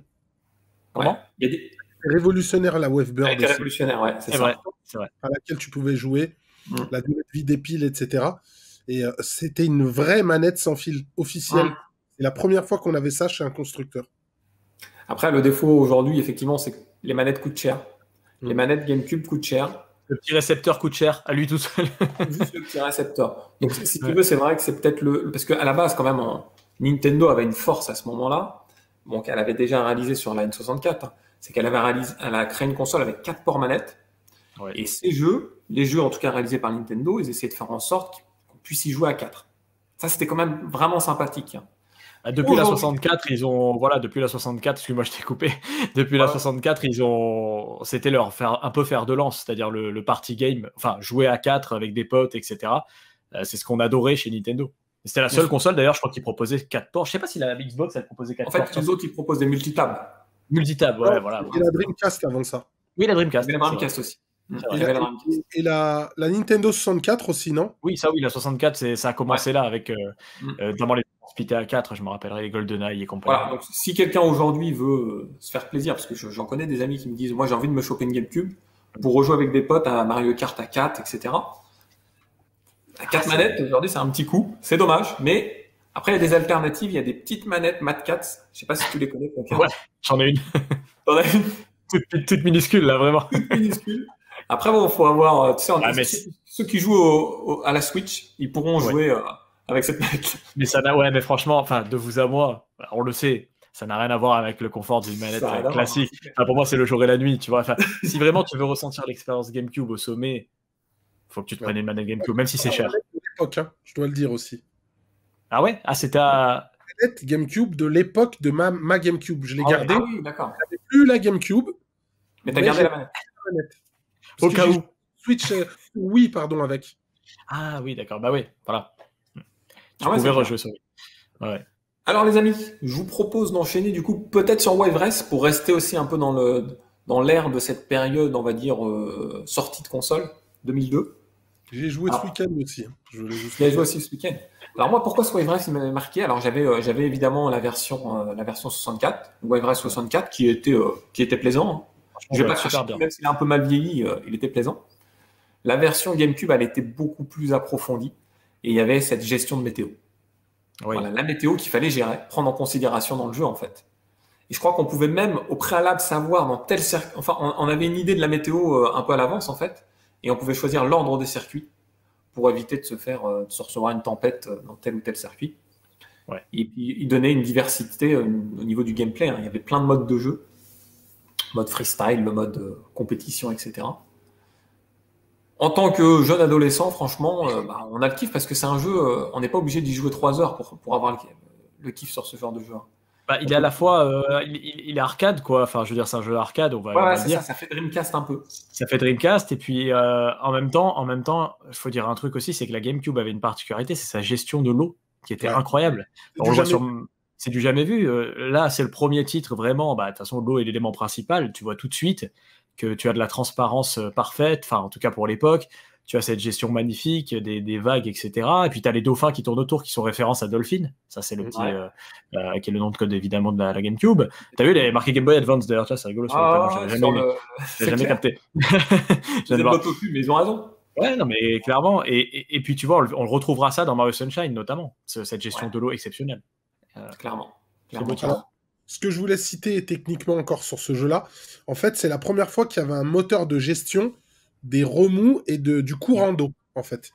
Par exemple, si tu passais à côté de quelqu'un et que tu faisais une vague, le gars d'à côté se prenait la vague. Ça, c'était du jamais vu. Ouais. Et la grosse révolution, c'est pour ça qu'on voit ça dans l'écran. Quand tu fais bouger, tu as la vague qui se propage sur l'écran. Et en fait, tout le jeu, il y a un moteur de gestion de l'eau qui va gérer les vagues et autres. C'est pour ça qu'avec la météo, quand tu peux prendre une vague, c'est une vague complètement aléatoire que tu vas prendre. Si tu refais la course au même endroit et que tu passes au même endroit, la vague va être pareille. Elle va être différente. Il y a une vraie gestion. C'est beau, hein, franchement, quand tu revois encore le... Moi, je trouve qu'il a bien vieilli, ce jeu. Non, il a très bien vieilli. Franchement... Ce que je dois dire, moi, sur mes sensations ce week-end en y jouant, le jeu est... En fait, les contrôles sont très, très difficiles à prendre en main. Moi, j'ai tout perdu du jeu. Et j'ai eu beaucoup de mal. J'ai pas ce côté glissade. Ça faisait 20 ans que tu n'avais pas joué à ce jeu-là aussi. Ouais. Non, il glisse beaucoup, en fait. C'est-à-dire la façon qu'il faut contrôler quand tu prends les virages. Ouais. En fait, complètement décélérer complètement. Sinon, tu peux pas tourner. Tu vas aller tout droit. Tu vois. C'est ça. Donc, ça, c'est bien à prendre en compte, par contre. Non, c'est vrai. D'ailleurs, il y a un gros easter egg sur ce titre-là, avec les commentateurs notamment. Parce qu'il y avait les commentateurs qui pouvaient avoir un ton très très très particulier selon les actions que tu faisais, et ça on l'a découvert je crois 10 ans après ou 15 ans après, c'était un truc de fou quoi. Je ne saurais pas te dire exactement la manipulation, mais c'est intéressant si jamais vous voulez voir après derrière, on fouille un peu, c'est rigolo. Voilà. Non, mais en tout cas, j'aurais tendance à dire que dans cette sortie de console, ils ont frappé un gros coup qui nous a marqué. Voilà. Les souvenirs sont marquants sur ça. Après, on a eu toute une saga de jeux, évidemment, entre 2002 et 2007, marquante. On peut pas, aujourd'hui, le but de cette vidéo, c'est pas de parler de chaque jeu auquel on a joué, hein. C'est de parler de quelques jeux qui nous ont vraiment marqués. Des jeux qui sont peut-être très courants, d'autres un peu moins courants. Biggie, je te laisse continuer sur la suite de ta sélection. Alors, je pense que ça serait mieux de faire passer Axel, parce qu'il y a un jeu qui est presque dans le début de la sortie. Je pense que tu peux en parler. Et je fais référence à une de tes vidéos récentes sur Dinosaur Planet. Ouais, tout à fait. Et du coup, est-ce que tu veux qu'on parle de ce jeu-là ?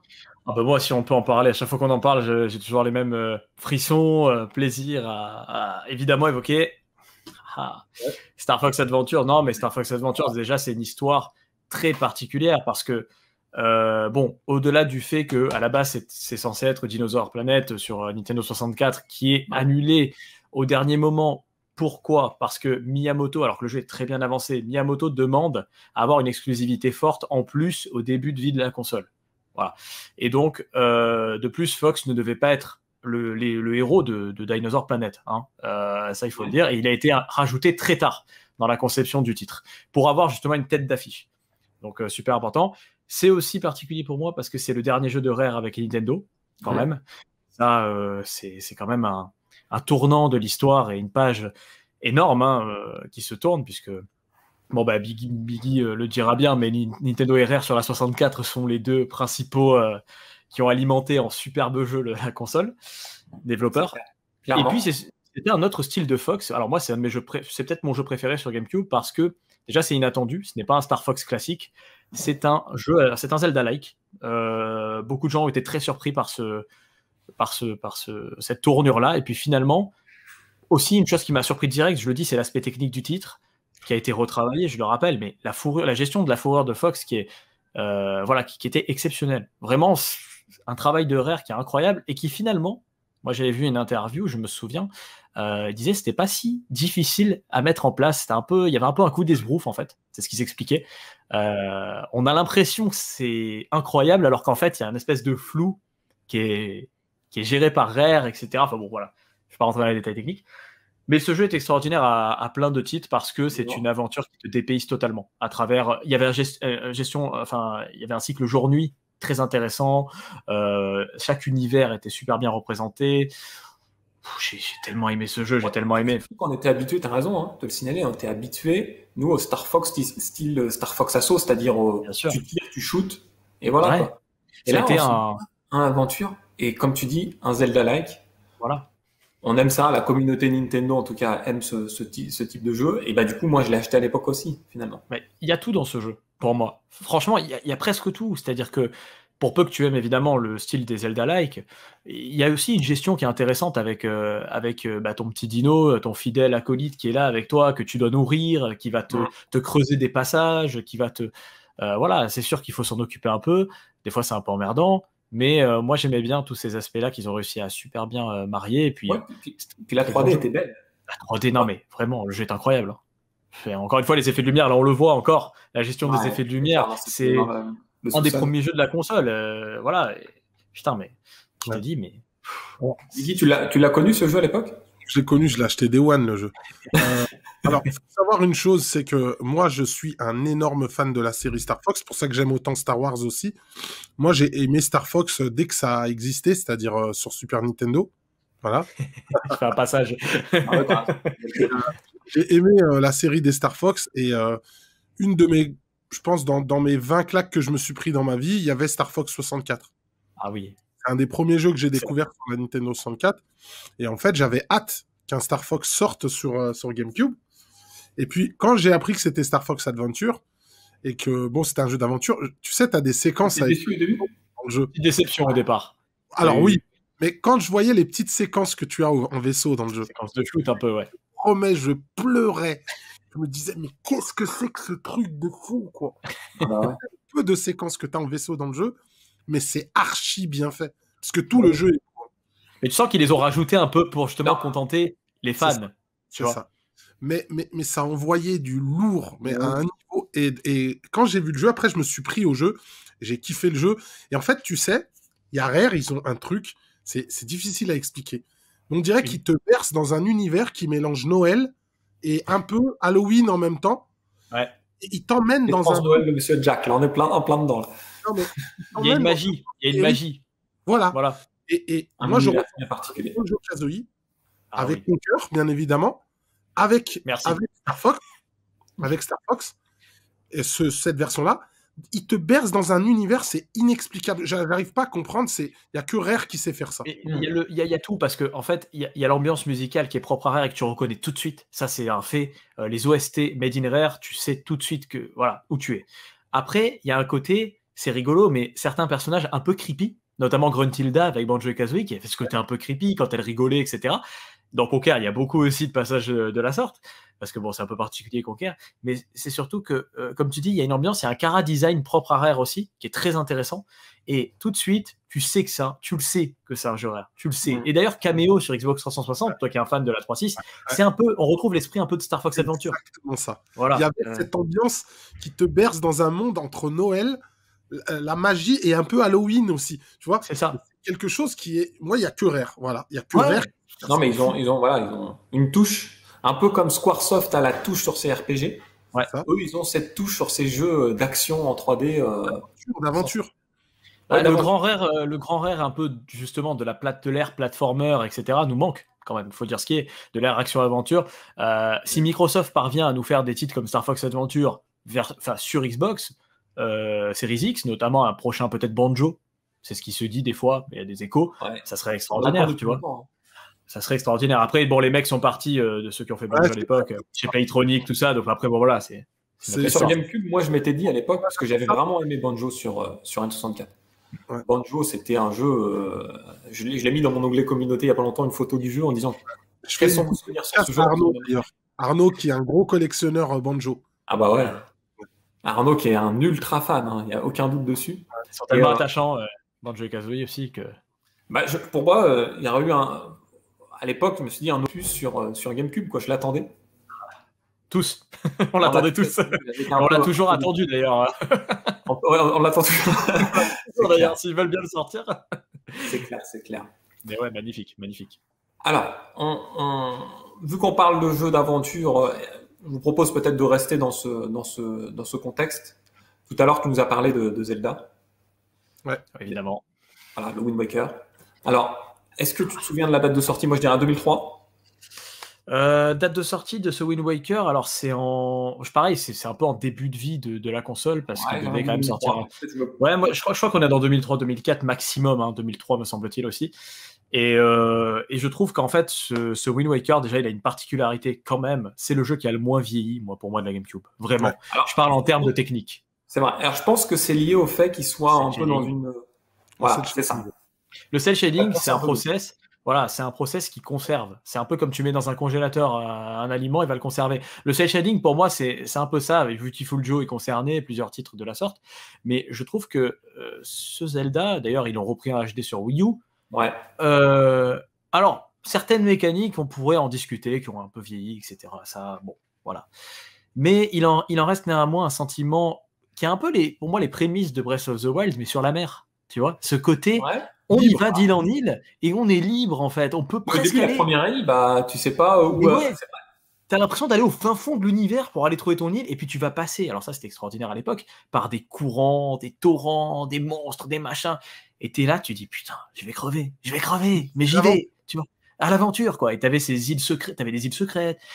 Et en fait, je pense qu'il y a un petit côté Breath of the Wild. Alors c'est un peu intentionnel, mais il y a ce truc là. Et bon, en plus. Ce que je dois louer sur Wind Waker, c'est la prise de risque, encore une fois, de Nintendo. Ah ouais, de changer radicalement un style mignon, là, vraiment. Alors, pour beaucoup de monde, ça a été au départ un choc. Mais quand je parle, il y a eu vraiment des déçus et des mecs enthousiastes. Mais il y a eu beaucoup de déçus parce qu'on a vu le Nintendo Space World, comme on l'a dit tout à l'heure, on était sûr et certain, quasiment à 90-95%, d'un titre mature, extrêmement mature. C'était très sombre. Il y allait avoir un fight entre Ganon qui était modélisé d'une certaine manière, qui faisait bien peur, et Link. Et là, tu vois ça. c'est incroyable. Et moi, ça m'a marqué ce contraste. Et finalement, il n'en reste que c'est déjà le premier jeu. Alors moi, j'ai aussi ce souvenir, mais c'est un peu con. Il y a eu 20 sur 20 sur jeuxvideo.com, quand même, il faut le souligner. Donc moi, ça m'avait marqué aussi. Et puis, ça reste en fait une très grande aventure quand même. Zelda, quoi. On peut pas passer à côté. Si on est joueur GameCube, on peut pas passer à côté. C'est clair. Moi, j'ai mes petits-neveux qui ont joué quand il est sorti sur Wii U. Pour eux, c'est peut-être un de leurs Zelda préférés. Tu vois, ils m'en parlent tout le temps, mon neveu, bon, maintenant qui a 18 ans, mais il l'a fait quand la Wii U est sortie. Il l'avait pas fait sur GameCube, parce que son père l'avait pas. Ouais. Et il en parle vraiment avec... lui, il me dit c'est un des meilleurs Zelda jamais sortis. On parle vite fait de l'aspect chibi, mais surtout de l'aspect cel shading. Ouais. Quand on est passé de ce qu'on avait vu en cel shading, les Dragon Ball, Budokai, etc. Ouais. Et quand on est arrivé sur ça, le level cel shading, il était là-haut. C'est-à-dire les animations. facial de Link. Le trailer à l'époque, c'était un dessin animé interactif. Ah ouais. Clairement. Clairement. Là, je disais, les animations faciales de Link sont incroyables parce que tu reconnais tout de suite. En fait, ce cel shading participe à ça. Et c'est surtout d'une intemporalité incroyable. Voilà, c'est ça que moi je veux. Il traverse les âges, ce jeu. C'est incroyable. C'est le jeu pour moi qui est l'archétype même de celui qui va traverser les générations. Comme tu dis, tu l'as fait découvrir à tes enfants, tu le fais découvrir à tes neveux, tu le fais découvrir. Et ils vont kiffer. Autant que toi, tu peux kiffer. Et ça, c'est fou. C'est fou. Alors, l'animation des monstres, là. Des espèces de monstres, là. L'animation, elle est dingue avec l'effet de lumière, là. C'est qui porte magnifique. Jusqu'à aujourd'hui, techniquement, c'est impressionnant. Moi, s'ils sortent. J'ai tendance à dire que le risque qu'ils ont pris, parce que c'était un risque, effectivement, ben, finalement, il a porté ses fruits, hein, clairement. Parce que ça lui permet de mieux vieillir. Et puis déjà, le fait d'en faire un remake, de toute façon, Nintendo, ils font pas de remake sur des jeux qui n'ont pas eu de succès. Là, clairement. Tu as raison, Big Cam, de dire que tu le portes sur Switch aujourd'hui, même comme ça. Je suis quasiment sûr que les mecs arrivent, leur achètent et ils kiffent. Ouais, voilà, c'est ça. Et sans dire c'est pas beau, quoi. Tu vois, vraiment, c'est.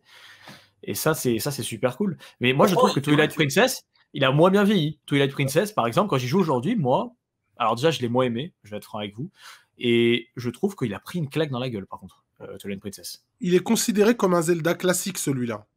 Ouais. Plus. C'est la suite, on va dire, entre guillemets, dans l'esprit du Majora, en fait. C'est un sérieux, c'est un Zelda sérieux. Voilà. C'est ça. Mais je trouve qu'il a beaucoup mieux vieilli celui-ci. Et... Alors, Conquer, tu nous as montré tout à l'heure une boîte, mais en fait, tu avais 2 boîtes dans les mains. Ouais, j'ai une boîte en fait. Alors, parce qu'en fait, il y a plusieurs versions. Alors, c'est assez rigolo. D'ailleurs, vous allez le voir au niveau. Regardez, il y a une différence. Est-ce que vous arrivez à me trouver la différence qu'il y a entre les 2 boîtes? Alors, au-delà du fait qu'il y ait la boîte noire et d'un côté la boîte collector avec Europe 2, édition limitée, avec Master Quest notamment à l'intérieur, c'était très intéressant. Regardez bien le tout public là. Vous voyez la différence? Il y a un côté pour tout public qui est plus vieux avec l'ancien Peggy, entre guillemets, et d'un côté avec le nouveau Peggy qu'on connaît aujourd'hui. C'est assez rigolo.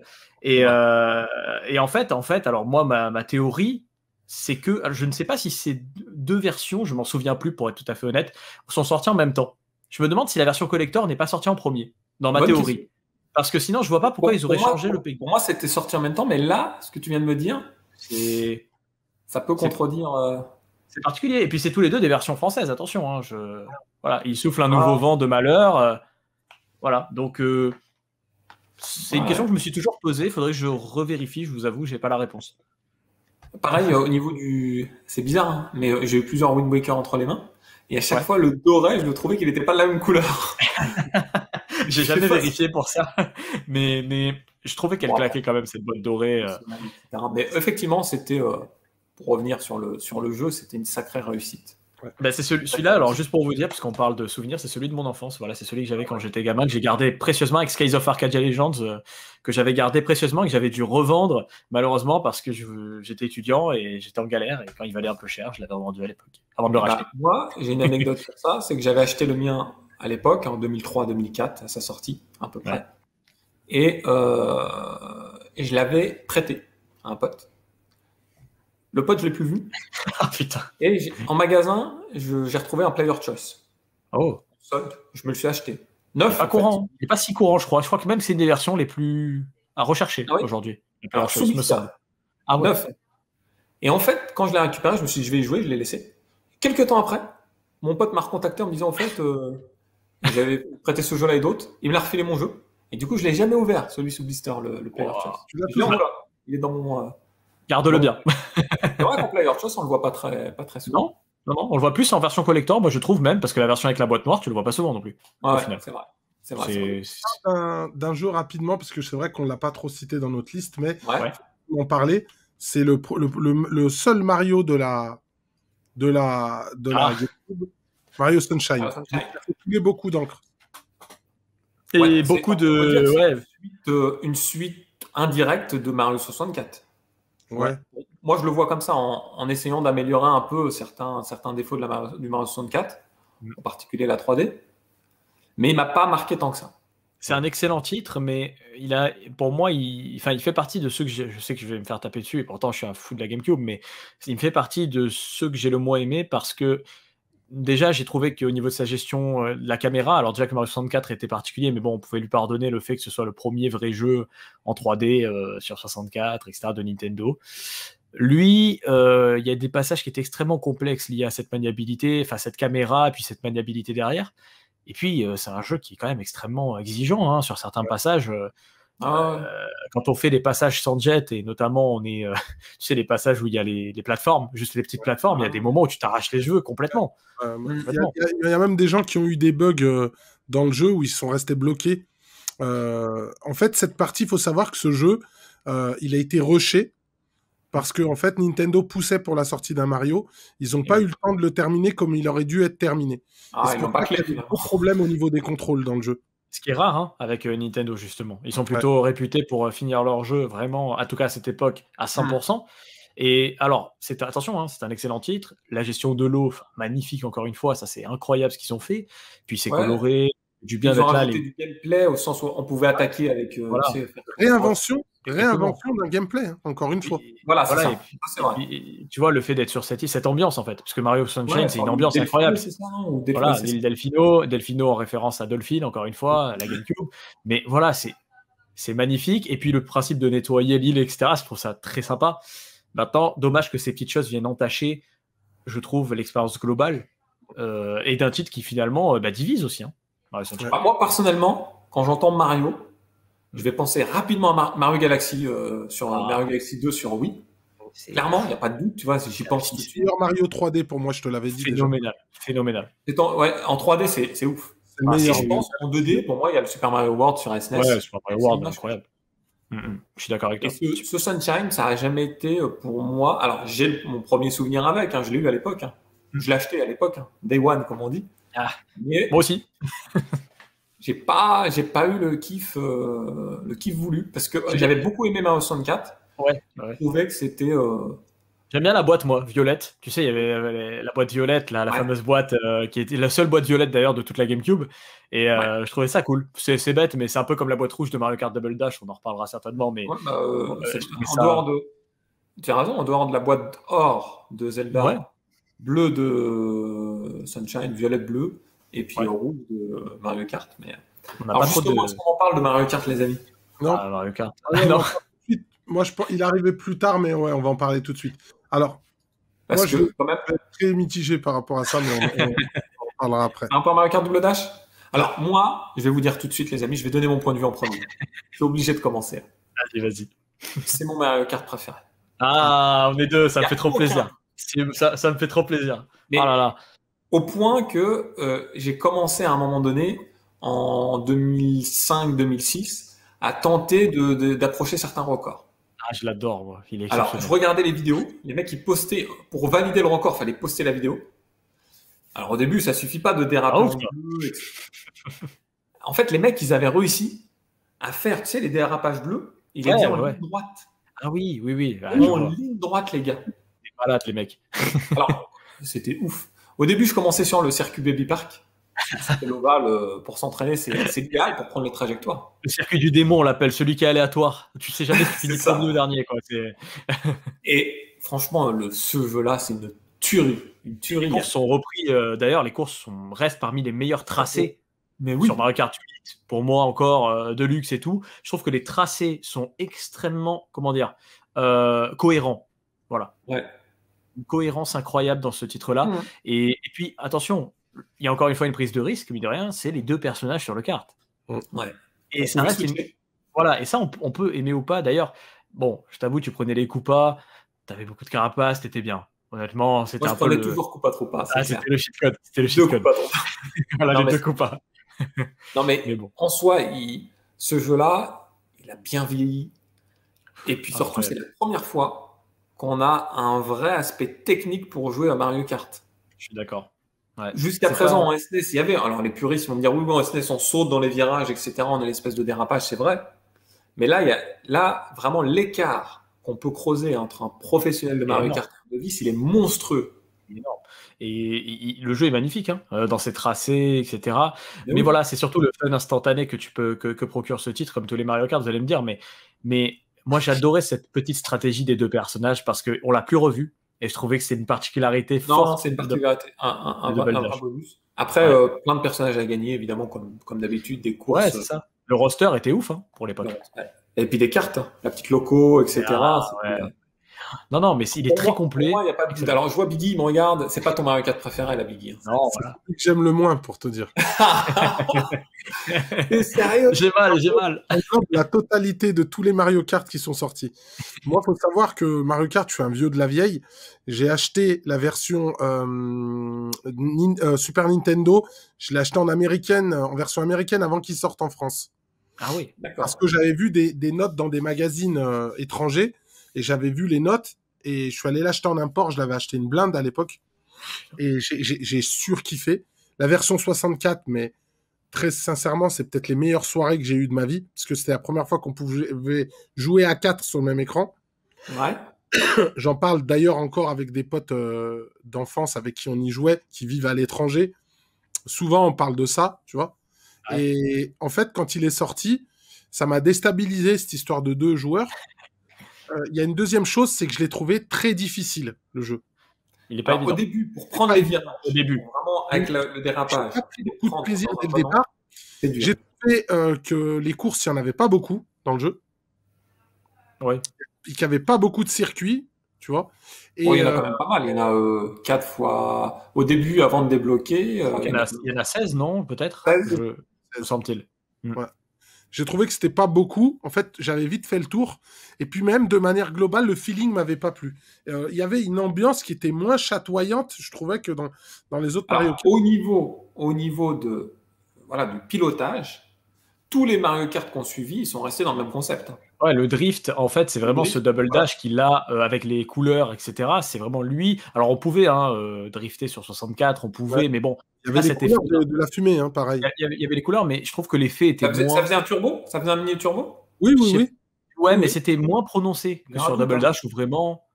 Ou alors, je me souviens plus très bien, parce que moi, de toute façon... Comment il a pris le virage, là? Il avait ce système de dash à plusieurs niveaux, mais de toute façon, le jeu est plus rapide que sur 64, donc c'est normal que tu as cet effet-là. Ouais. Ah oui, non, mais clairement, mais bon, après, voilà, il apportait cette originalité. Après, je peux comprendre aussi que justement, c'est déstabilisé. Et d'ailleurs, ils sont revenus sur un Mario beaucoup plus classique sur Wii. Je vais dire, dans son système. Dans les motos, etc. Mais ouais, c'est ça, ouais. Et puis finalement, moi, j'ai pas aimé. Moi, Mario Kart 8, pour moi, c'est le moins bon. Mario Kart 8. Les motos, j'ai pas aimé. Vraiment, j'ai pas été fan. Par contre, le 8 Deluxe, il est vraiment très bon parce qu'il reprend des tracés de double dash en plus et tout. Donc, moi, je m'y retrouve un peu plus. Voilà. Mais le Wii avait cartonné. Hein. Oui, il a cartonné. C'est le plus vendu, de tous les temps. De beaucoup de compétiteurs. Mais moi, c'est le Wii qui a été joué très très longtemps. Mais il joue encore aujourd'hui. Ouais, je sais pas, moi, c'est pas mon préféré, c'est peut-être même celui que j'ai le moins aimé. Je trouve 64, il était très bon, moi je me suis régalé aussi, éclaté. Les tracés étaient superbes. Je me rappellerai toujours ce tracé avec le train qui passe, là, putain, tu te prenais le train, t'en pouvais plus dans le désert, là, c'était fabuleux. T'attendais avec tes potes. Au top 3, je dirais le double dash en premier, le SNES en second, et la version Wii U Switch en... Faut pas oublier le super circuit sur Game Boy Advance qui est excellent. Ouais. Le Mario Kart DS est très bon aussi. Hein. Ouais. DS, d'ailleurs, j'ai pu apprécier les tracés du Double Dash sur la version DS parce qu'il y avait les tracés. Tu t'y retrouvais plus, en fait. Voilà. Ouais. Non, mais très très bon aussi, Mario Kart DS. Très très bon. Alors, oui, ce jeu existe sous différents formats. Hein. Il existe en pack console. Ouais. On a une bonne dizaine. Il existe en 2 types de pack console, d'ailleurs. Je crois que pack violet, un pack violet, un pack platinum, non? C'est ça. Et t'en as une bonne dizaine, Khaled, c'est ça, de ce pack-là? Direction les enchères. Alors, Biggie, tu voulais qu'on passe sur un jeu tout à l'heure, je t'ai interrompu. Alors, ouais. Un jeu qui a pour moi marqué la GameCube. Un jeu mature un peu. C'est Metroid Prime. Donc, encore une fois, c'était le retour de la licence Metroid. Ouais. En mode FPS. De Metroid sur Nintendo 64. C'est vrai. En mode FPS cette fois-ci. Et là, ils ont dit bon, on arrête de rigoler, on va faire un truc jamais vu. Encore une fois, Nintendo à la recherche de l'innovation permanente dans l'expérience de jeu. Ça, c'est quelque chose qu'on ne peut pas leur enlever jusqu'à aujourd'hui. C'est qu'ils ont toujours cherché à bouleverser l'expérience de jeu. C'est pour ça que la GameCube est une console justement adorée, parce que c'est une période où Nintendo a énormément innové et on a découvert des jeux, des licences même dans d'autres styles que ceux qu'ils connaissaient de base. Et ça a été très fort, notamment ce Metroid Prime. C'est ça. Donc Metroid Prime, il commençait déjà, les FPS commençaient à devenir très populaires sur les consoles de salon. Parce que après GoldenEye, je pense, a révolutionné un petit peu ce marché. T'as eu Medal of Honor, t'as eu plein de jeux comme ça qui sont... Ça a enchaîné par tout ça. Et on avait l'habitude des FPS un peu conventionnels. Et là, on s'est retrouvé avec un FPS Metroidvania, encore une fois, avec de la recherche, des énigmes. Mais moi, ce qui m'avait bouleversé, c'est que donc sur GameCube, faut dire ce qui est, la console, techniquement, elle envoyait du lourd. On avait des jeux comme Time Splitter qui étaient plus beaux sur GameCube que sur PS2. Clairement, le perfectement. Et moi, quand j'ai vu ce jeu-là, pareil, encore une fois, une claque technique, tu avais l'effet du casque devant toi. C'est vrai. Tu avais cette animation du canon avec les petites flammes à l'intérieur, c'était unique. Quand tu te mettais en boule, tu avais des effets de lumière. Tout était bien modélisé.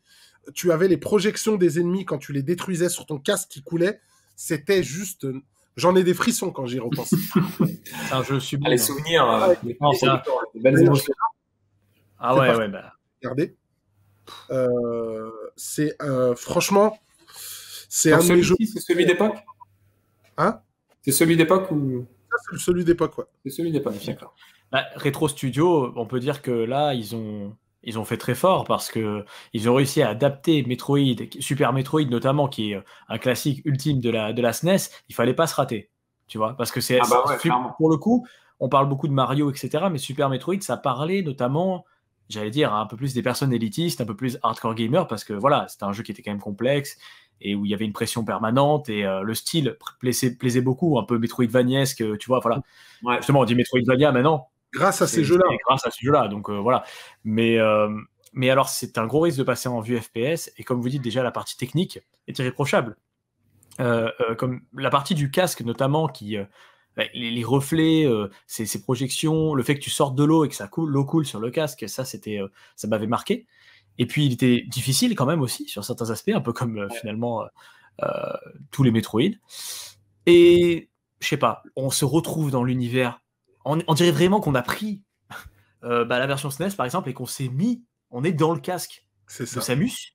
C'est ça. Et vraiment, on retrouve cet univers, cette retranscription est parfaite. Alien. Ouais, ils ont réussi à modéliser de manière en 3D. C'est dingue ce qu'ils ont fait. Et le 2, Icos est excellent. Je sais pas si tu es d'accord, Axel, mais le jeu a très, très, très bien vieilli. Il est sublime. Sublime. Mais de toute façon, comme on le disait tout à l'heure, les jeux Nintendo, globalement, franchement, vous le prenez au global, ont très bien vieilli tous. Et celui-là, ça aurait pu être un peu plus complexe parce qu'il est plus sombre. Surtout sur la GameCube. Voilà. Et c'est un FPS, donc c'est toujours un peu plus compliqué les FPS. Hein. Ils vieillissent toujours un peu plus, je trouve, que des RPG, que des trucs comme ça. C'est clair. Et ben, franchement, j'ai joué aux 2 Icos il n'y a pas longtemps. Mec, c'est incroyable, c'est des frissons. Enfin, quand on parle frissons, je me rappellerai toujours le premier boss de Metroid. Déjà, quand t'arrives, c'est incroyable. Et le premier boss du premier Metroid, j'ai galéré comme une merde, alors qu'en fait, tu te dis aujourd'hui, mais j'avais galéré de ouf parce que c'était tellement nouveau pour moi. Tu vois tellement... Donc bon. Et puis la map et tout, c'était génial. La manette exceptionnelle avec ce jeu, faut le dire. Exactement, exceptionnel. Vraiment, c'était parfait, quoi. Et c'est pour ça que Metroid Prime 4, il y a une énorme attente derrière. Et moi, j'ai très peur. Parce que quand il y a trop d'attentes, des fois, on a peur, hein, ça c'est clair. Ils l'ont reporté parce qu'ils savaient très bien qu'à mon avis, si c'était les mecs qui ont fait Metroid Prime Fédération Force sur 3DS, il y allait avoir un gros problème. Tu vois ce que je veux dire? Il y allait avoir un très très gros problème. Et il faut pas avec Metroid Prime 4. Il faut que ça sorte nickel, vraiment. Genre... Je voulais juste en placer une quand même pour les épisodes GBA qui étaient à la même époque. Ouais. Extraordinaire les épisodes GBA, Metroid Fusion. GBA, Fusion, de toute façon, là, GBA en soi, on en reparlera, mais cette console-là, aïe. En tout cas, oui, tu as bien fait de le signaler. Moi, je voulais continuer, on a parlé de jeux d'aventure, je voulais parler des RPG. Il y a un RPG qui m'a vraiment marqué, et c'est le premier de la saga, c'est le Tales of Symphonia. Quand je dis premier de la saga, c'est parce que la saga a perdu dans le temps, encore jusqu'à aujourd'hui. On a eu beaucoup d'épisodes sur PS3 et on a eu notre premier épisode ici qu'on voit. Alors, on voit que déjà quelques particularités. Alors, on peut parler du scénario. Je ne veux pas trop m'attarder sur le scénario, mais c'était un scénario qui m'avait vraiment plu. C'était un peu l'esprit d'un arbre. Moi, j'appelle ça un arbre de mana, mais c'est pas tout à fait ça. Et puis une opposition entre qui veulent avoir ce pouvoir de la vie, en gros, entre les humains et puis les demi-elfes. Et puis, je sais pas, au début du jeu, on voit qu'on est 3000 ou 4000 ans dans le passé. Et puis, il y avait des espèces de déesses, 3 déesses, déesses au sens masculin-féminin, Ouais. et qui recherchaient justement à instaurer la paix. Mais l'une des déesses est morte, et la transmission du message, elle n'a pas été bien comprise. Et en fait, le méchant du jeu, c'était le compagnon de cette déesse. Et du coup, on se retrouve 4000 ans plus tard, et lui, il a instauré ce caractère, il a pris le pouvoir de mana pour rendre rendre le mal en fait sur Terre. Et nous, on dirige Lloyd, là, le personnage qu'on voit en rouge. Et puis, on va rencontrer évidemment plein d'autres Colette et plein d'autres personnages pour avancer. Et la particularité réelle de ce jeu-là, qui m'avait marqué, c'est que pendant les phases de combat, qui sont en temps réel, on se fight, on bouge le personnage, on frappe. On peut jouer à 4 avec 4 manettes GameCube. C'est quand même rare sur un RPG. Alors, Secret of Mana pouvait bénéficier en tant qu'action RPG, bénéficier de cette possibilité-là. Là, ce Tales of, alors quand on est dans cette phase recherche, investigation, un seul joueur joue, le joueur principal. Et dès qu'on passe en phase de combat, on peut jouer jusqu'à 4. C'était quand même très innovant, moi, je trouvais. Ça m'avait vraiment marqué. Est-ce qu'on peut parler quand même du fait que tu es un grand fan des RPG quand même, toi? Ah oui, non, moi je kiffe ça. Alors, j'ai kiffé ça énormément à l'époque. Il faut pas se mentir, ça demande beaucoup de temps. Ouais, mais on est deux. Faire un RPG en profondeur. On est deux. J'ai attaqué Bravely Default 2 là, que je trouve très bon pour l'instant, mais c'est vrai qu'il me faut un temps colossal et c'est très dur de les terminer aujourd'hui, malheureusement. Non, puis surtout, quand on a des contraintes en grandissant, quand on est gamin, on a moins de contraintes en fait. On a que ça à faire en fait, presque quelque part. Quasiment. Tu rentres chez toi après le taf, après les de boulot, la vie de famille, etc. Voilà. Qui fait que les RPG sont pas c'est pas la catégorie de jeu auquel on peut jouer facilement. On cherche du plaisir instant plutôt en général, et c'est pour ça que d'ailleurs tous les trucs Fortnite et tout marchent bien aujourd'hui, parce que pour toute génération, bon moi je suis pas fan, mais parce que c'est un plaisir assez. 20 minutes, 30 minutes, on peut les utiliser de manière. Rocket League, tout ça, voilà, exactement. C'est ça. C'est pour ça que je suis beaucoup revenu à l'arcade, moi aussi. Ah bah oui, c'est vrai aussi, ça fait partie. Ouais, tout à fait. Donc, ouais. Après, ce RPG-là en soi, c'était le premier d'une saga, et si la saga dure dans le temps, c'est qu'il y a une raison. Et du coup, moi, j'ai fait aussi l'épisode sur Wii, l'opus sur Wii, qui est la continuité. Hein. D'ailleurs, il y a Lloyd, le personnage, là, le caractère principal de ce premier opus, qui est aussi personnage dans le 2. Et puis je dis le 2, mais la version Wii qui existe aussi sur PS3, je crois. Il me semble. Avec des particularités. Ouais, 360 aussi, me semble-t-il. Ouais. 360. Ouais, je crois. Hein. Ouais. Alors, cette version Wii, elle est sortie en collector au Japon au début, avec la console, une console verte avec. Incroyable, ça. Incroyable ce pack là, GameCube. Tales of Symphonia. Il est magnifique. Je le cherche, hein, si jamais quelqu'un d'entre vous. Ça en pâle, du coup. Ah ouais, en pâle, mais bon, j'ai vu là, il y a quelqu'un qui l'a mis à 1500 € tout à l'heure. J'ai dit quoi sur eBay? J'ai dit quoi? J'en ai parlé sur Twitter. 1500. Je dis, mais c'est pas non. Et bon, après, c'est fake. Là, il y en a qui est parti à 370 dernièrement. Oui, c'est ça, c'est un peu pas 300, parce que je sais que mon pote qui tient le magasin, il l'a vendu 300 il y a pas longtemps. Voilà, ouais. Mais ça explose, hein, par contre. C'est quand même cher, c'est le prix de la console à la sortie du lancement, quoi. Donc, je l'ai refusé à 150 il y a 3 ans, donc je suis encore. Même il y a 2 ans. J'ai un peu mal. Mais bon, en tout cas, c'est le meilleur, je trouve. C'est le premier de la série, mais pour moi, c'est le meilleur. C'est celui qui m'a le plus impacté. Clairement. Voilà. Je vous propose qu'on reste dans cette saga de RPG. Autant continuer un peu, parce que Conker aussi, il y en a quelques-uns que tu as appréciés. Ouais, bien sûr. Alors, il y en a un qui a eu, je sais pas si on peut commencer par lui ou pas, mais il y a eu plusieurs jeux GameCube qui existaient au préalable sur Dreamcast. Ah oui. Donc on a converti, je sais pas si on peut appeler ça, ou amélioré un petit peu. On a parlé tout à l'heure d'Ikaruga en tant que shoot. Ouais. On aura pu en citer beaucoup d'autres. Hein, des jeux Dreamcast qui ont été portés sur. T'as Crazy Taxi, t'as Sonic Adventure 2 Battle. Voilà, exactement. Fantasy Star et d'autres. Ouais, Fantasy Star, voilà, effectivement. Ouais, quand ils étaient portés, ils essayaient d'apporter des particularités en plus. Et il y en a un, Skies of Arcadia. Legends. Non, mais Skies of, le truc, c'est que si tu veux, celui-là, alors moi, pourquoi j'ai un bon souvenir avec, même si c'est pas mon RPG préféré, je sais qu'il y en a beaucoup qui l'adorent. J'ai un bon souvenir parce que ma mère, en fait, on était à Toys R Us et j'ai vu ce Skies of dans un bac. Il était à 20 €. À l'époque, je me rappellerai toute ma vie. Ouais. Et je dis à ma mère, maman, il était sous blister à 20 €, t'en avais plein, personne n'en voulait. Personne n'en voulait. Aujourd'hui, tu pètes un câble sous blister, mais personne n'en voulait. Il y en avait une dizaine. Et ils étaient dans les bacs cheap, machin. J'ai dit à ma mère, vas-y, maman, est-ce que 20 euros, tu peux me le prendre? Je vais le tester. J'adore les RPG. À cette époque, je tuais les RPG. Les FF7, FF8. C'était vraiment mon kiff, Jade Cocoon et tout ça. J'adorais tous ces jeux, tu vois. Et puis, j'ai dit, maman, ouais, est-ce que tu pourrais me le prendre? Elle m'a dit, ok, 20 euros, vas-y, let's go, et tout. Et puis, j'y joue. Alors, franchement, au début, j'ai galéré de fou. Déjà, alors, c'est un univers qui est particulier, qui est magnifique, avec cet univers pirate, bateau, très boisé. Volant un peu. Voilà, ce volant, tout ça. Mais au début, j'ai galéré 2 fois à comprendre le système, parce que moi, je n'avais pas joué sur Dreamcast, vu que je n'avais pas la Dreamcast. Mais non, je disais, voilà, donc c'est un jeu, j'ai pas pu le terminer, pour être tout à fait honnête avec vous. C'est un peu un regret aujourd'hui, et peut-être que je m'y reprendrai. Mais en fait, je suis passé à autre chose en termes de RPG. J'y ai joué peut-être une dizaine d'heures, et je suis passé un peu à autre chose, parce que même s'il est très bon, et je pense que je suis pas allé assez loin, j'étais pas porté par le système de combat notamment, etc., qui est assez particulier. Ouais. Voilà, mais je sais que c'est un très grand jeu et qu'il faut que je m'y remette un jour. Ouais, si j'ai le surtout temps. que sur GameCube, de souvenirs. Alors moi, je pourrais pas t'en dire. Je l'ai fait sur Dreamcast. Pareil. Ah oui. Et ensuite, je l'ai acheté sur GameCube parce que je savais qu'il y avait des particularités en plus. Là, comme ça, je pourrais pas te les dire, mais je crois qu'il y avait des personnages en plus. Ouais.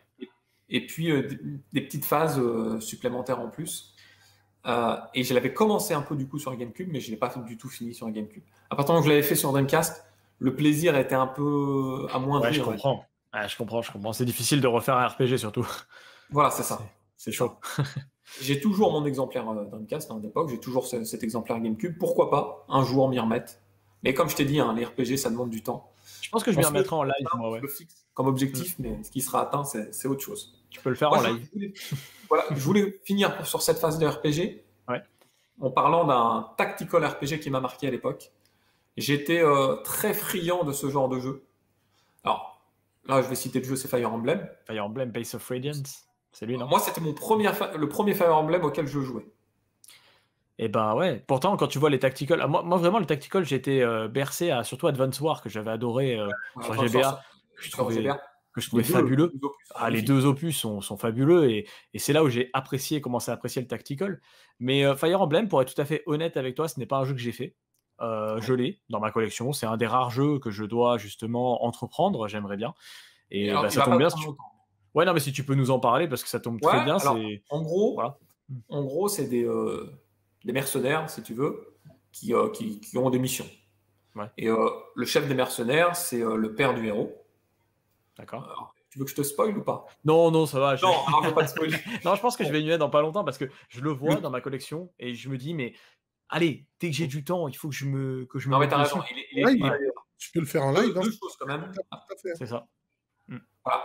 Moi, j'ai été vraiment marqué par Final Fantasy Tactics, qui était sorti déjà 600 ou 7 ans avant, en 97 sur PS1, qui m'a donné vraiment goût à ce type de jeu. J'avais déjà joué au préalable au Shining Force sur Mega Drive. Donc quand je dis ce type de jeu, c'est qu'on avance, on a une zone. Il y a des cases. Pour avancer, cette zone peut évoluer en fonction des caractéristiques du personnage. Et tu as des archers qui peuvent frapper à distance, tu as des senteurs qui ont des lances et qui peuvent frapper 2 cases. Tu as des magiciens qui peuvent attaquer groupés à distance. C'est un jeu de société, hein. C'est un jeu de société, en fait. Voilà, un peu comme un jeu de société. Un jeu de rôle. Ouais. Voilà. Avec des pions qui permettent d'avancer dans certaines cases avec des caractéristiques, quoi. Et j'étais vraiment ultra friand de ça à l'époque. Je jouais même au Ark the Lad, des jeux moins connus, je sais pas si vous connaissez. Oui, Ark the Lad, ouais, bien sûr. Putain, les OST, incroyable ce jeu, d'ailleurs. Ouais. Et du coup, en GameCube, quand j'ai su que ce jeu-là allait sortir, je me suis dit, il me le faut. Donc je me le suis acheté. Et j'ai pas été déçu. Si tu veux, les petits points sur lesquels tu dois faire attention, je te préviens à l'avance, c'est que quand un personnage meurt, il meurt définitivement. Oui, ça, ouais, j'en avais entendu parler, c'est chaud. Voilà. Quand il pense, c'est chaud. C'est chaud, alors du coup, il faut faire un peu gaffe, il faut faire du leveling, un petit peu. C'est-à-dire que tu peux refaire les missions. Mais ça me donne envie, là, quand je vois le gameplay, je pense m'y mettre prochainement en live, parce que c'est un de mes grands regrets de la GameCube. On peut pas tout faire, hein. Évidemment, voilà, on a une vie, on peut pas tout faire, surtout en termes de RPG, action RPG, etc. Non, on peut pas. Mais c'est un jeu qui prochainement, je pense, va faire. Alors la durée de vie, elle est pas ultra longue. D'accord, bah tant mieux d'un côté. Dans chaque carte, en fait, dans chaque carte, t'as par exemple, tu as des maisons ou tu as des coffres que tu peux accéder. Mais si tu y accèdes pas avant la fin de la carte, ils sont perdus. Ah, d'accord. Tu auras telle ou telle arme. Les armes se cassent dans ce jeu-là. D'accord. Il faut faire un peu attention. Alors, comment je m'en souviens? Parce que je l'ai refait il n'y a pas si longtemps. Et t'as toujours autant kiffé ou pas, ou tu... Non, moins, mais je voulais faire découvrir le joueur à mes enfants, en fait. D'accord. Okay. Le principe, le contexte de plateau, etc. Parce qu'on fait beaucoup de jeux de société. Donc, je voulais le faire découvrir et je me suis dit, allez, je vais le refinir. Voilà, c'est un must-have. Pour moi, c'est un must doux qui doit être fait. Je ne sais pas si ça se dit. En tout cas, franchement, j'avais aimé à l'époque. Et sur GameCube, il n'y a pas de... Non, c'est vrai, c'est le seul tactical, non? Je crois que c'est un des rares, en tout cas, parce que moi, j'ai pas de souvenir. Moi, j'en ai pas d'autres en tête, là. Ouais, j'ai pas d'autres en tête non plus dans la collecte. Peut-être que j'en oublie, peut-être qu'il y a des noms un peu moins connus. En PAL, en tout cas, non. Ouais, en PAL, ouais. J'ai pas le souvenir. En version JAB, c'est possible. Ouais, peut-être. Je vais arrêter de t'ennuyer avec les jeux d'aventure. Non, mais moi, je l'ai pas du tout joué. Je connaissais Fire Emblem sur Super Nintendo. Mais, ouais. Ah non, il existe en US. Ouais. Ouais. Et j'ai connu la série sur Super Nintendo. Puis après, je crois que c'est sorti sur DS, non? Oui. Alors sur GBA, il y en a un. Ouais, sur GBA. Ouais, GBA, ouais. Il y en a un, ouais. DS aussi, il y a un Fire Emblem, hein, je crois. Ouais, mais sur DS, il est sorti après ouais. D'abord sur GameCube. Ouais, d'abord sur GameCube. Après par la suite, n'a jamais été. Ouais. Je trouve ça, c'est un bon tactical RPG, mais c'est le genre en fait qui. Moi, les RPG maintenant, c'est parcimonie. Ouais, c'est ça. En date que j'ai fait, c'est le FF7 remake. Voilà. Ouais. Qui est en plus devenu un peu un action RPG maintenant, un peu. Ouais. Que RPG tour par tour japonais, pur et dur, quoi. Les amis, on peut passer également à une catégorie de jeux quand même. Je peux dire Baten Kaitos, je fais juste un gros bisou à Baten Kaitos qui est mon RPG préféré. Bon, je le dis, de la GameCube. Ah bon, on va en parler. non, mais voilà, je dis juste parce qu'il est très particulier. C'est ton RPG préféré, il faut en parler. Ce qu'on peut faire, c'est qu'on va switcher dans un genre parce que sinon on va basculer dans un genre. Ah ouais. Non, mais je veux pas, voilà. Celui dont je veux parler. Ensuite, on fera le Baten Kaitos parce qu'il faut le citer. Si c'est son préféré, il faut le montrer. Moi, je le connais très peu. Alors moi, il y a un jeu dont je veux parler parce que c'est un jeu mythique et aujourd'hui, il est encore cité. C'est le F-Zero GX. Moi qui suis un enfant de la Super Nintendo, là, j'ai toujours mon exemplaire d'époque. Je l'ai rejoué ce week-end. Il le colle sur la tête, t'as vu, tellement il l'aime. Ouais. Quand Karim est passé le week-end, je lui ai montré ce que c'était qu'un vrai jeu de course. Le jeu va à une vitesse de ouf. Il est magnifique, il est fantastique. Il existe une version arcade qui s'appelle F-Zero AX. Et si t'étais bon dans la version GX et j'avais gardé ma carte mémoire pour ça, mais elle ne fonctionne plus, j'avais réussi à déverrouiller les circuits AX. Donc c'est énorme. C'est énorme. Quel jeu. Moi, je suis très fan des jeux de course futuristes. J'aime beaucoup les Wipeout. Comme j'ai dit, j'ai connu le F-Zero de la SNES, de la Nintendo 64 et malheureusement, je dis bien malheureusement, de la GameCube parce que c'est le dernier sorti. Ouais. Et tristesse. Il est exceptionnel. Il n'a pas perdu. Voilà, quand on y rejoue dans des bonnes conditions, il est toujours aussi beau, toujours aussi rapide. Il n'y a pas un seul ralentissement dans le jeu. Il est extrêmement exigeant. Il a une durée de vie monstrueuse. C'est dommage qu'il véhicule impressionnant. Ah oui. Ouais. Non mais c'est un jeu, je sais pas si on pourra faire mieux. En fait, je pense que Nintendo a peur, à mon avis. Là, il y avait Sega, Nintendo, mais je pense que vraiment faire mieux que ça. Aujourd'hui, je parle même pas en termes techniques parce que le jeu est magnifique, comme tu dis. C'est l'un des plus beaux jeux de la GameCube pour moi, parce que vu la vitesse de défilement, on pourrait s'attendre à des problématiques et en fait, à aucun moment le jeu ne ralentit, à aucun moment. Et puis il y a des effets de lumière impressionnants sur chaque course, plein de détails dans chaque course et surtout. Il est très très exigeant. Je suis pas certain qu'aujourd'hui Nintendo, s'il ressorte un F-Zero, serait à ce degré d'exigence auprès de leurs joueurs. Voilà. D'exigence, c'est peu dire. Hein. Ah non, c'est très dur. Très très très dur. Très dur. Les contre-la-montre et tout, c'est extrêmement compliqué. Moi, j'ai rejoué avec Karim. Je t'ai dit quand il est venu le week-end à la maison. Ouais. Et il arrivait pas à jouer. Moi, j'arrivais à finir encore des courses en première place et tout. Mais en fait, faut juste te dire que des fois, tu joues contre 40 adversaires en même temps. C'est un truc de fou. Il n'y a pas un jeu de course qui fait ça. Et tu disais Wipeout, très connu pour ses musiques avec Firestarter, Prodigy, etc. C'était envoûtant. Et il a rien envié aux musiques. Ils étaient ultra fun. Ah ouais. C'est une bande son un peu plus rock, par contre, F-Zero. Ah bah moi, j'apprécie. Pop. Wipeout, c'est plus électro et élite. Ouais. Vraiment, tu vois. Plus futuriste même je parle dans les sons quoi, sur C'est Wipeout. Un peu. Ah non, mais t'as eu raison, Biggie, là, de mettre en avant cette perle de la GameCube. Là. C'est Y a une aucun tuerie. Un des jeux, peut-être même, je vais pas dire sous-côté parce que voilà, mais il y a beaucoup de gens qui y pensent pas quand ils parlent GameCube alors que c'est. Bah non, oui, mais c'est. bien, Bon, Franchement, dans c'est ce style de jeu. ouais, mais je pense que honnêtement, je vais peut-être m'avancer. Moi, j'adore Mario Kart Double Dash, mon préféré, je l'adore, mais peut-être que c'est le meilleur jeu de course de la console. Je pense. En vrai, si tu regardes bien dans le fond, techniquement parlant, l'ambiance. certainement c'est le meilleur jeu de course de toute la console, vraiment tous les jeux de course réunis, quoi. Même Pourtant, peut-être même de la génération 128 Ouais. bits. Je vais te dire. Il faut savoir que la Game, alors c'est une exclu GameCube, c'est une exclu Nintendo. Ouais. Après, il y a beaucoup d'autres jeux de course, de voitures sur GameCube. Hein. Ouais, Les Oui. Need for Speed, etc.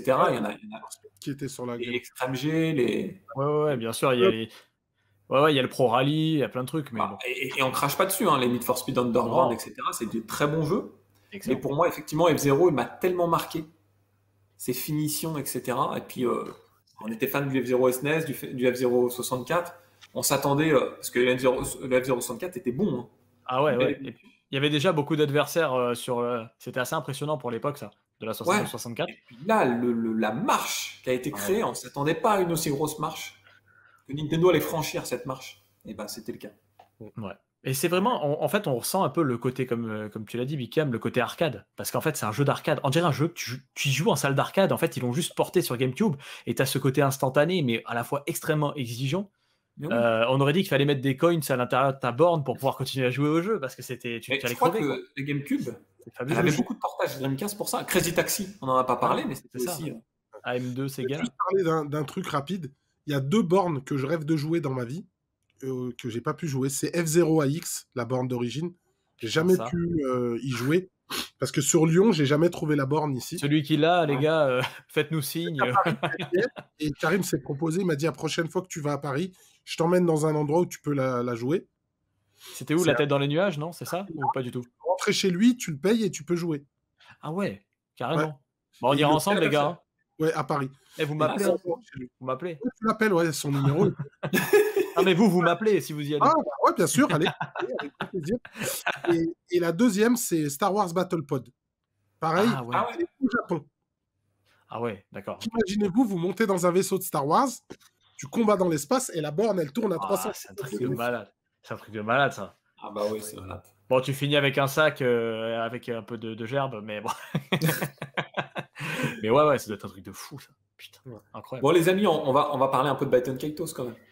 Ouais, bah écoutez, en fait, ça va pas être très long, mais c'est en fait déjà, la première des choses, c'est pour moi, avec Wind Waker, aujourd'hui, les 2 plus beaux jeux de la console, avec F-Zero aussi, c'est vrai qu'on peut l'ajouter, mais c'est le jeu, en fait, là, on dirait pas quand on voit comme ça, mais les environnements, alors, c'était des persos en cel shading avec des environnements, non, c'était des persos en 3D, pardon, avec des environnements en cel shading. Ouais, c'était l'inverse de... Voilà, l'inverse, et alors, franchement, moi, j'ai été bluffé par le côté magique, le côté incroyable, et surtout, c'est pas quand même si courant que maintenant de traduire des RPG de la sorte. D'ailleurs, Baton Kaitos c'est Namco, et il y a eu Baton Kaitos Origin qui n'est jamais sorti en France malheureusement, qui est l'origine justement, qui est la préquelle de ce. Et regardez les environnements quand même, c'est sublime à tous les niveaux, et chaque plan, c'est comme ça. Voilà, chaque plan de ce titre, c'est comme ça.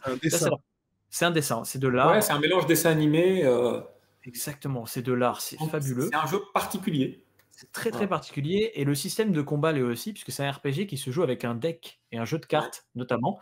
Et donc, en fait, tu as des cartes magiques, etc. Et donc, c'est à fonction de ces cartes et de ton deck que tu vas pouvoir... Et moi, j'adore les jeux de cartes, en fait. Je suis un grand fan des jeux de cartes.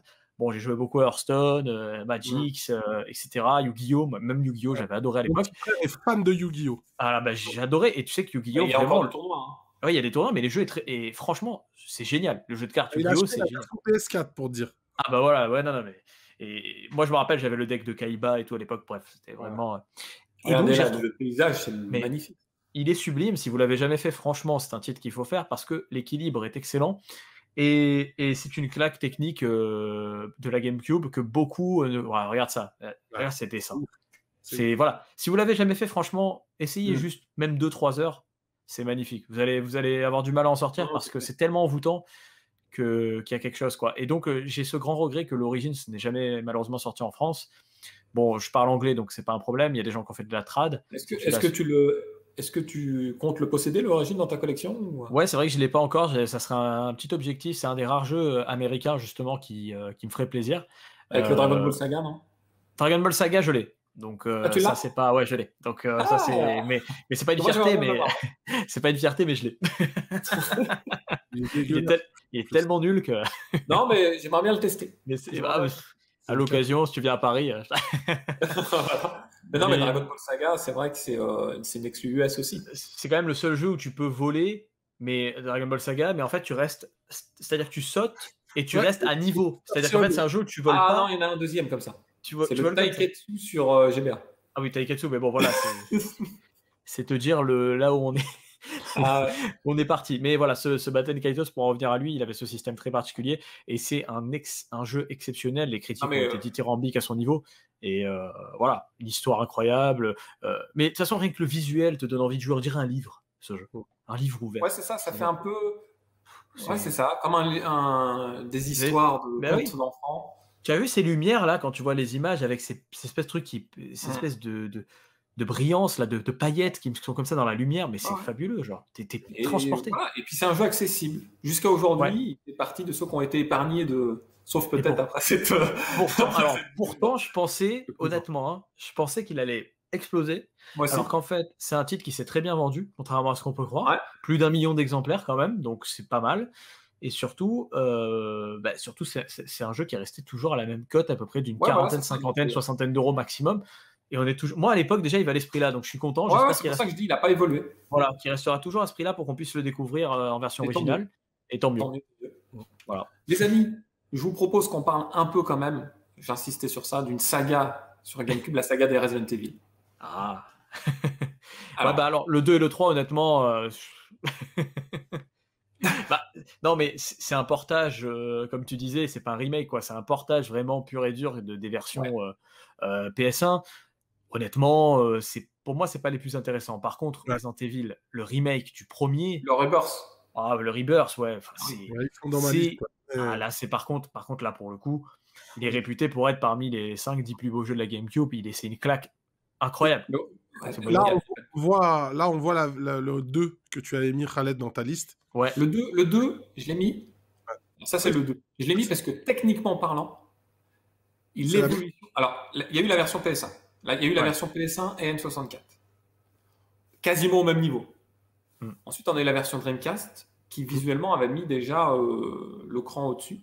Je trouve que la version GameCube, visuellement, alors tu as raison, hein, c'est le jeu à l'identique au point de vue aventure. Mais graphiquement, quand même. Ouais, c'est plus lisse. Ça reste des polygones un peu. Ouais. Après, il y a un avantage, c'est que sur GameCube, les temps de chargement, on n'en a pas parlé, mais on dirait une console cartouche. On dirait une cartouche. C'est vrai. C'est une des. C'est lié au format des CD. Hein. C'est lié au format CD. Qui charge aussi vite les jeux. Non, c'est vrai, tu as raison.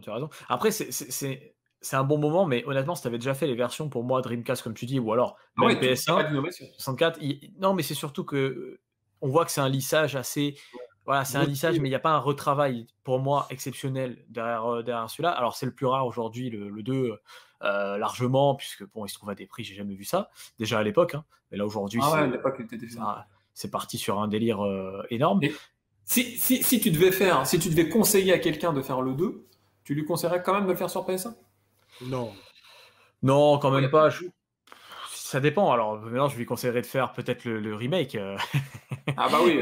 Non, vraiment, tu vois, si je devais lui conseiller, mais s'il veut une expérience originale, si tu veux une expérience originale pure, faut le faire sur PS1 parce que c'est la vraie première expérience. C'est vrai.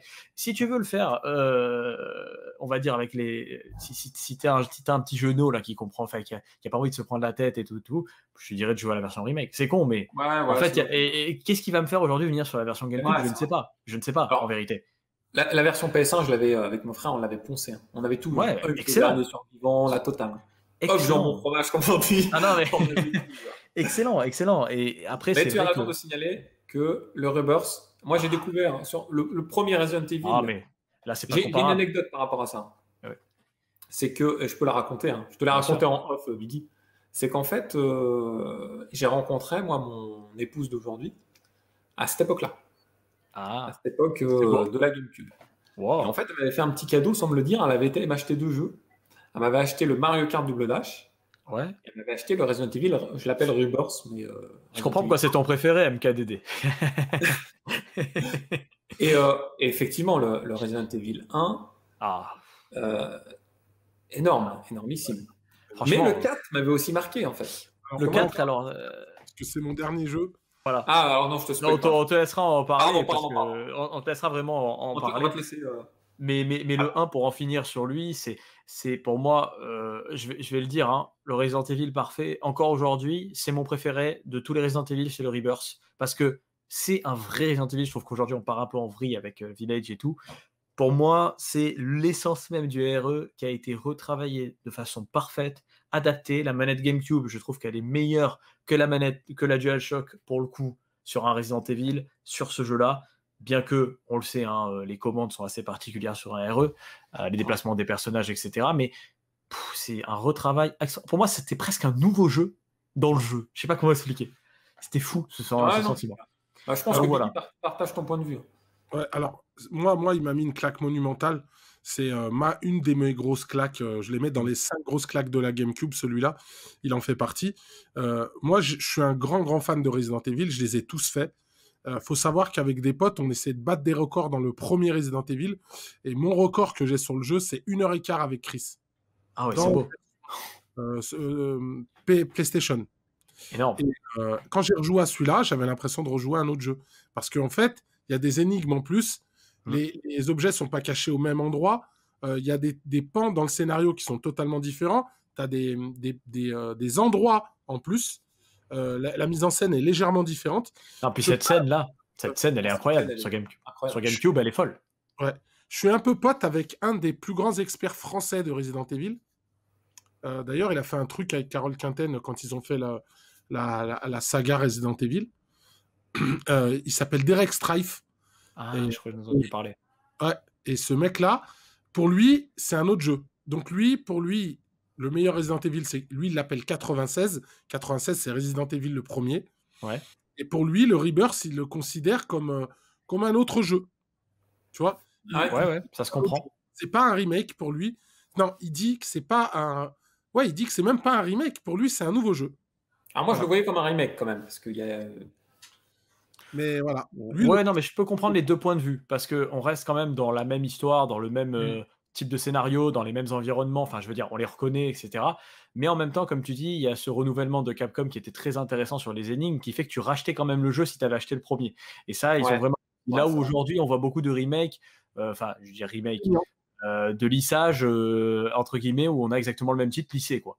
Voilà, ce qui va se passer certainement pour Skyward Sword au passage sur Switch, je pense. Mais bon. Alors, justement, c'est ce jeu-là qui a inventé le vrai remake. C'est le premier vrai remake refait total d'un jeu. C'est Resident Evil Rebirth. Ça a foutu une claque monumentale. Non, franchement, quand je vois aujourd'hui les images encore, je me dis, putain, mais qu'est-ce qu'il est beau. Qu'est-ce qu'il est beau, ce jeu. Putain, mais c'est une valeur sûre. Et en plus, on a cette chance. C'est-à-dire que s'il y a des jeunes qui ont la GameCube aujourd'hui et qui ne connaissent pas ce Resident Evil, ils peuvent se le procurer pour pas cher. Ah ouais. Alors, moi, en démat, j'ai dû le payer 4 € sur le Xbox Store. Ouais, sur le Xbox Store. Après, d'avoir l'objet. J'ai joué sur One. Avoir l'objet, c'est tellement, pour moi, il vaut pas très cher. Ah non, là, il vaut pas cher. Il faut avoir l'objet, sinon. Franchement, 15 balles, tu l'as. La GameCube. Ah ouais. Tant mieux d'un côté. Tant mieux qu'il y ait des jeux GameCube qui restent accessibles et des classiques, quoi. Parce que. Ah oui, clairement. Il en faut. Alors, on parle d'un dernier jeu. Ouais, on va parler d'un dernier jeu, les amis. Resident Evil 4. Alors, je tenais quand même à le placer, celui-là. Parce que, encore une fois, donc déjà, il était exclusif à la GameCube, à l'époque où il est sorti. Le Capcom 5. Et encore une fois, peut-être cette console, elle a quelque chose de particulier, mais encore une fois, c'est de la réinvention. Là, pour le coup, c'est pas Nintendo, mais Capcom s'est surpassé dans le sens où ils ont réinventé un style. Ceci dit, j'ai de gros regrets que la vraie version originelle ne soit pas sortie. Je sais pas si tu sais de quoi je parle, Axel. C'est-à-dire ? Tu as déjà vu la vidéo. Je crois qu'il y a une version qui existe jouable de la version originelle. Ah, jouable, je savais pas que ça existait par contre. Je crois qu'il y a une version jouable qui existe tu peux y jouer sur ordinateur. Ah. Je sais que toi, tu adores ça. T'en as parlé pour Dinosaur Planet. Ah, les jeux. Dans ça, je vais aller explorer. Là, oui, les jeux annulés, bien sûr, bien sûr. Mais tu sais, la version originelle, mais je vous dis, on aurait. Après, le jeu est excellent, mais rendez-vous compte que normalement, tu te battais contre des fantômes. C'était la première fois qu'il y avait un aspect comme ça, avec des fantômes dans un Resident Evil. Ça touchait au niveau, voilà, croyance et autres. C'était spirituel un peu plus. Voilà, c'est ça. Mm. Et du coup, bon, là, ils sont repassés sur quelque chose de classique, sachant que ce n'était plus des zombies. Les personnages étaient beaucoup plus longs à tuer. Ils étaient beaucoup plus rapides. Il y avait cette vue action. Donc, en fait, c'était un tournant action des Resident Evil. Et puis, je sais pas s'il y avait une version jouable. Ça, tu me l'apprends. Enfin, c'est énorme. Si c'est le cas, c'est énorme. En tout cas. Il y a une version jouable qui existe sur Internet. Il faut la fouiner. J'essaierai de regarder de mon côté aussi. Il faudrait le faire pour voir alors. C'était une version. Il y a plein de vidéos sur YouTube d'ailleurs sur le sujet. Incroyable. Et donc, il y avait une tension incroyable au tout début du jeu, quand tu étais dans la maison et que tu as le mec qui arrive avec la tronçonneuse. Et puis, énorme. Je parle, et en plus, il parle en espagnol dans le jeu. C'est vrai. Ouais. Et ça, pareil, j'ai jamais vu. Alors, pour l'anecdote, donc quand j'ai acheté ce jeu-là, je l'ai fait en un week-end avec mon beau-frère, donc qui est la personne qui est devenue mon beau-frère. C'est lui, son grand frère m'avait vendu la GameCube. Quand je te dis que je l'avais eu avant, c'était son grand frère qui les avait ramenés. Et donc Guillaume, là, il est venu, à cette époque-là, on était tout le temps ensemble. Et il est venu, on a fait un week-end, il a dormi chez moi et tout. Et maintenant, il s'est marié avec ma belle-sœur, du coup. Voilà, et on a passé un week-end à jouer à ce jeu. Là, il n'y a pas si longtemps que ça, on s'envoyait des messages. Et il me dit, rappelle-toi Resident Evil 4, rappelle-toi. Mais c'est des souvenirs inoubliables. Là, c'est vraiment le cadre de cette vidéo. C'est on avançait, plus on avançait, on disait, mais le jeu se termine pas. Parce qu'il y a à peu près, je crois, 15 ou 20 heures, je sais plus, de durée de vie. Et le jeu était livré avec 2 DVD. Et voilà, la surprise, les boss immenses que tu avais c'était vraiment un autre jeu, quoi. C'était plus Resident Evil. Nouvelle prise de risque made in GameCube sur une grande licence, encore une fois. Non, mais il faut le souligner parce que c'est pour ça qu'elle a adoré cette console, parce que vraiment, on a eu des tournants dans l'histoire du jeu vidéo sur beaucoup de titres. Et sur Resident Evil, aura lancé après tout le schéma des RE vu à l'épaule, etc. En TPS un peu. Et surtout, bon, moi j'avais un petit souci avec ce RE quand même, qui est un jeu légendaire évidemment, mais c'était que tu pouvais pas courir et en même temps tirer, ça me faisait chier. Vraiment, ça c'était quand même le seul défaut majeur du titre. Hormis ça, je trouvais que c'était fort d'avoir retranscrit une telle ambiance dans un village espagnol, entre guillemets. Et après, aujourd'hui, je trouve que globalement, il est très... J'y ai rejoué, alors il n'y a pas si longtemps pour... Je trouve c'est pas qu'il a vieilli, parce que voilà, mais je trouve qu'il est très marron, tu vois, genre dans son aspect global. Alors que Resident Evil Rebirth, je trouve qu'il est beaucoup plus coloré. Ah, bien sûr. Beaucoup plus, aujourd'hui, visuellement, passe mieux. Alors attention, il n'y a pas l'aspect visuel. Je parle beaucoup de l'aspect technique parce que la GameCube m'a toujours impressionné dans ce sens, mais c'est vrai il n'en reste néanmoins une réinvention exceptionnelle. Et puis il y avait une tension quand même qui était liée à ce sentiment d'action permanente. Il n'y avait plus ces plans fixes, et ça c'était la première fois dans un RE. Et c'était une exclusivité GameCube à la base quand même, beaucoup l'oublient. C'est ressorti après sur PS2, etc. Une exclusivité avec un gameplay totalement innovant. Et on a eu la chance sur GameCube d'avoir un collecteur avec une console un peu... Oui, spécifique. Et puis une tronçonneuse aussi, une manette qui sert de tronçonneuse. Particulière, très très particulière. Hein. Vous n'allez pas jouer avec, je pense. Je ne sais pas si tu as déjà essayé ou pas. Oui. Et c'est absolument immaniable. Quand même. La version PS4, la version PS2 est complètement massacrée par rapport à la version GameCube. Rien à voir. Vraiment, et moi je me dis qu'elle en avait beaucoup plus dans le ventre, la GameCube. C'est là que je le vois que la... Moi, j'ai jamais joué à la version PS2. Non, mais c'était un jeu opti. Moi, j'ai le collector sur PS2, tu sais, le Steelbook collector avec les griffes dessus. Et c'est vrai que j'avais pu faire le comparatif à l'époque quand j'avais trop envie de grogner. Je l'avais testé dans ma PS2 et je me suis dit, putain, mais en fait, il a pris une claque, quoi, le jeu, par rapport à la version GameCube. Même au niveau des FPS, je le trouve beaucoup plus lent, le titre.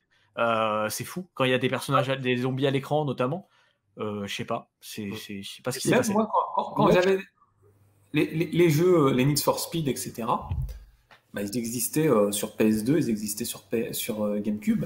Et à chaque fois, je le trouvais mieux sur GameCube. C'est bizarre, hein.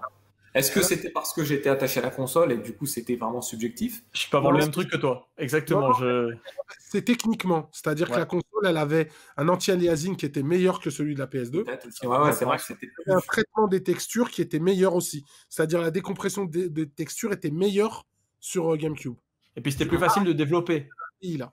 Tu l'as dit tout à l'heure, Big Cam, mais c'était plus facile de développer lié justement à ce qu'avait fait ATI. Et donc, pourquoi ça a arrangé, par exemple, Capcom de sortir d'abord le jeu? De toute façon, c'était dans l'esprit du Capcom 5, donc c'était une exclusivité de base, mais qui s'est pas assez vendu, faut le savoir. C'est pour ça qu'ils l'ont proposé, qui s'est bien vendu, mais pas assez pour pérenniser le truc. Ils l'ont proposé sur PS2 derrière et tout. Mais c'était vraiment des jeux faits pour la GameCube et qui étaient accessibles aux développeurs. Le kit de développement GameCube est vraiment accessible. Il y en a eu divers, mais très intéressant pour le développement de jeux derrière. Et donc, ça passait crème. Ah, donc clairement. Les amis, j'ai pas trop vu le temps passer, mais le temps passe. Franchement, c'est fou. On s'approche de la fin de cette vidéo. On a toujours pour habitude avec l'ami Biggie de poser une question à l'invité. La question, c'est la suivante. Si tu devais conseiller à une personne aujourd'hui qui vient te voir et qui te dit je veux découvrir la GameCube, est-ce que tu peux me conseiller 3 jeux pour que je puisse la découvrir? Alors, 3 jeux pour que tu puisses la découvrir. Je vais dire Star Fox Adventures parce que c'est un jeu qui n'a pas été remasterisé ou quoi que ce soit derrière, qui n'a pas eu de remake. Donc, c'est vraiment un titre unique à la GameCube, premièrement. Ouais. Alors, je vais pas citer de Mario Kart et tout parce qu'on a vu ça tout à l'heure, mais c'est très dur quand même ce que tu C'est dur, hein. Franchement, je peux pas dire le Rebirth non plus parce qu'on a vu encore des remasterisations, donc tu peux retrouver ça sur d'autres consoles. Donc je voudrais prendre des titres purement Batten Kaitos, voilà, je sais qu'on en a parlé, mais c'est un titre qui non plus on n'a pas revu. Donc pour moi, je vais te prendre vraiment, et puis F0 GX aussi qui est voilà, on en a parlé en fait parce que c'est des jeux qui nous ont marqué. Donc, je pense qu'il n'y a aucun doute. Je pense qu'honnêtement, ces 3 titres ne sont pas ressortis derrière, sont des titres exclusifs à la console. Il n'y a pas eu de remake, il n'y a pas eu de truc comme ça, donc voilà, ce serait 3 jeux pour moi extrêmement intéressants. Très bon choix. Moi, mon petit, j'aurais tendance à dire que regret sur la GameCube, c'est que certains éditeurs l'aient un peu boudé. Bien sûr. Par exemple, j'aurais aimé, sur PS2, on bénéficie quand même de beaucoup de jeux de versus fighting en 2D. Ouais. Les Street Fighter, mais il y en a la dose, des conversions des SNK, etc. of the Wolf sur GameCube, ça serait bien passé, je pense. Oui. Moi, je pense que oui. Hein. Oui, franchement, vu ce qu'ils ont fait sur le SNK versus Capcom, là, franchement, je pense que oui. C'est dommage. Après, aussi, en parlant des RPG, Square a sorti un Final Fantasy. Crystal Chronicles. C'est dommage, parce que j'aurais bien aimé voir aussi plein d'autres jeux de Square sur Square Enix. Je crois qu'ils avaient une sorte d'accord pour la série principale avec Sony, me semble-t-il, après FF7, il y avait FF10 et tout ça. Ils ont fait la totale sur. Oui, voilà, ils avaient une sorte d'accord. Je pense que c'est un partenariat, parce qu'ils étaient avec Nintendo avant ce qui s'est passé FF7. Crystal Chronicle, c'est le retour de Nintendo. C'est le retour, voilà, de Nintendo et Square. C'était déjà exceptionnel pour eux. Et puis après, par contre, il y a eu des FF. Non, en 64, il y avait FF7. Il y y avait une prémisse de FF7 qui était prévue. Ça, je sais pas si tu dois savoir, Big Cam. À la base, le FF7, c'est un jeu Nintendo 64. Ouais. Ah ouais. Tu peux retrouver les images sur YouTube. Hein. Je sais plus le nom de ce FF là, mais tu avais Cloud, que tu reconnais clairement. Alors, c'est une démo technique de Square sur Nintendo 64. Et donc, tout le monde a pensé que, c'était en plus après FF6 sur SNES, tout le monde a pensé que, forcément, logiquement, le 7 allait sortir. Pas du tout. Rupture entre Nintendo et Square. Et boum, ils portent ça sur Sony, et après ce sera le début d'une énorme collaboration entre eux, ce qui fait qu'on verra Crystal Chronicles, le grand retour, et puis tu as les jeux GBA qui suivent derrière, FF1 et 2, je crois qu'ils sont ressortis sur GBA. Ouais, il y en a la dose. Hein, Ouais, il y a eu pas mal de titres sur GBA, et puis sur DS voilà. aussi. DS, voilà. Mais bon, c'est vrai que même FF7 Remake, pour l'instant... Ouais, voilà. Mais FF7 Remake aussi, par exemple, on le voit pas sur Switch, alors je sais pas s'il est prévu. Alors sur Switch, il commence à sortir, il y a eu le 12, je crois. Ouais, voilà. Si. Mais le 10, Remaster, 10-10-2, je crois. Après, sur GameCube, c'était mon petit. Voilà. C'est vrai, je suis d'accord avec toi. Un peu dommage, mais bon. Après, c'est un point de vue personnel. Voilà. En tout cas, les amis, j'ai pas vu le temps passer. C'était génial. C'était top. On a les mêmes points de vue. On a beaucoup de points de vue similaires, moi, je remarque, sur la GameCube. Ouais, là, sur cette console-là, de toute façon, c'est qu'on est objectif dans nos points de vue, finalement. C'est vrai. Si on se rejoint totalement, c'est qu'il y a une raison. Hein. 3 gamers de trucs différents, de machin. On a les mêmes sensations et les mêmes. Ah et ouais, ça, non, c'est clairement. fou. Et ça, c'est fou, quoi. Clairement, C'est dire comme le jeu vidéo nous réunit et c'est aussi ça qui est beau, quoi. C'est clair. C'est clair. En tout cas, là, je vais parler à la communauté. Je pense que beaucoup de personnes de la communauté ont connu la GameCube, le GameCube. Hein. Et ça sera vraiment intéressant d'avoir votre point de vue, vos souvenirs en commentaire. Peut-être on n'a pas cité certains jeux, hein, je pense à Paper Mario ou d'autres, hein, Pikmin, qui étaient des exclusivités qui ajoutaient des particularités, ou Animal Crossing, je crois que c'était le premier de la saga. Premier. Donc voilà, donc évidemment on n'a pas fait un panel exhaustif de tous les souvenirs qu'on a pu mettre en avant, on a essayé de mettre ceux auxquels on a pensé en premier, mais le commentaire derrière, les commentaires sont là pour ça, pour pouvoir échanger et continuer à échanger autour de notre passion autour de la nostalgie de la GameCube. En tout cas, Conquerax et Biggie, j'ai pris un grand plaisir là à débattre avec vous. Merci beaucoup. Moi aussi, merci beaucoup de votre invitation, les gars. Franchement, on se remet ça quand vous voulez pour une partie de GameCube. Il y a aucun problème. En tout cas, c'était excellent, pas de souci. Et puis, à la communauté, je vous embrasse et je vous dis à très vite. Ciao, ciao les amis. Tout le monde, merci beaucoup. Hein. Ciao, ciao.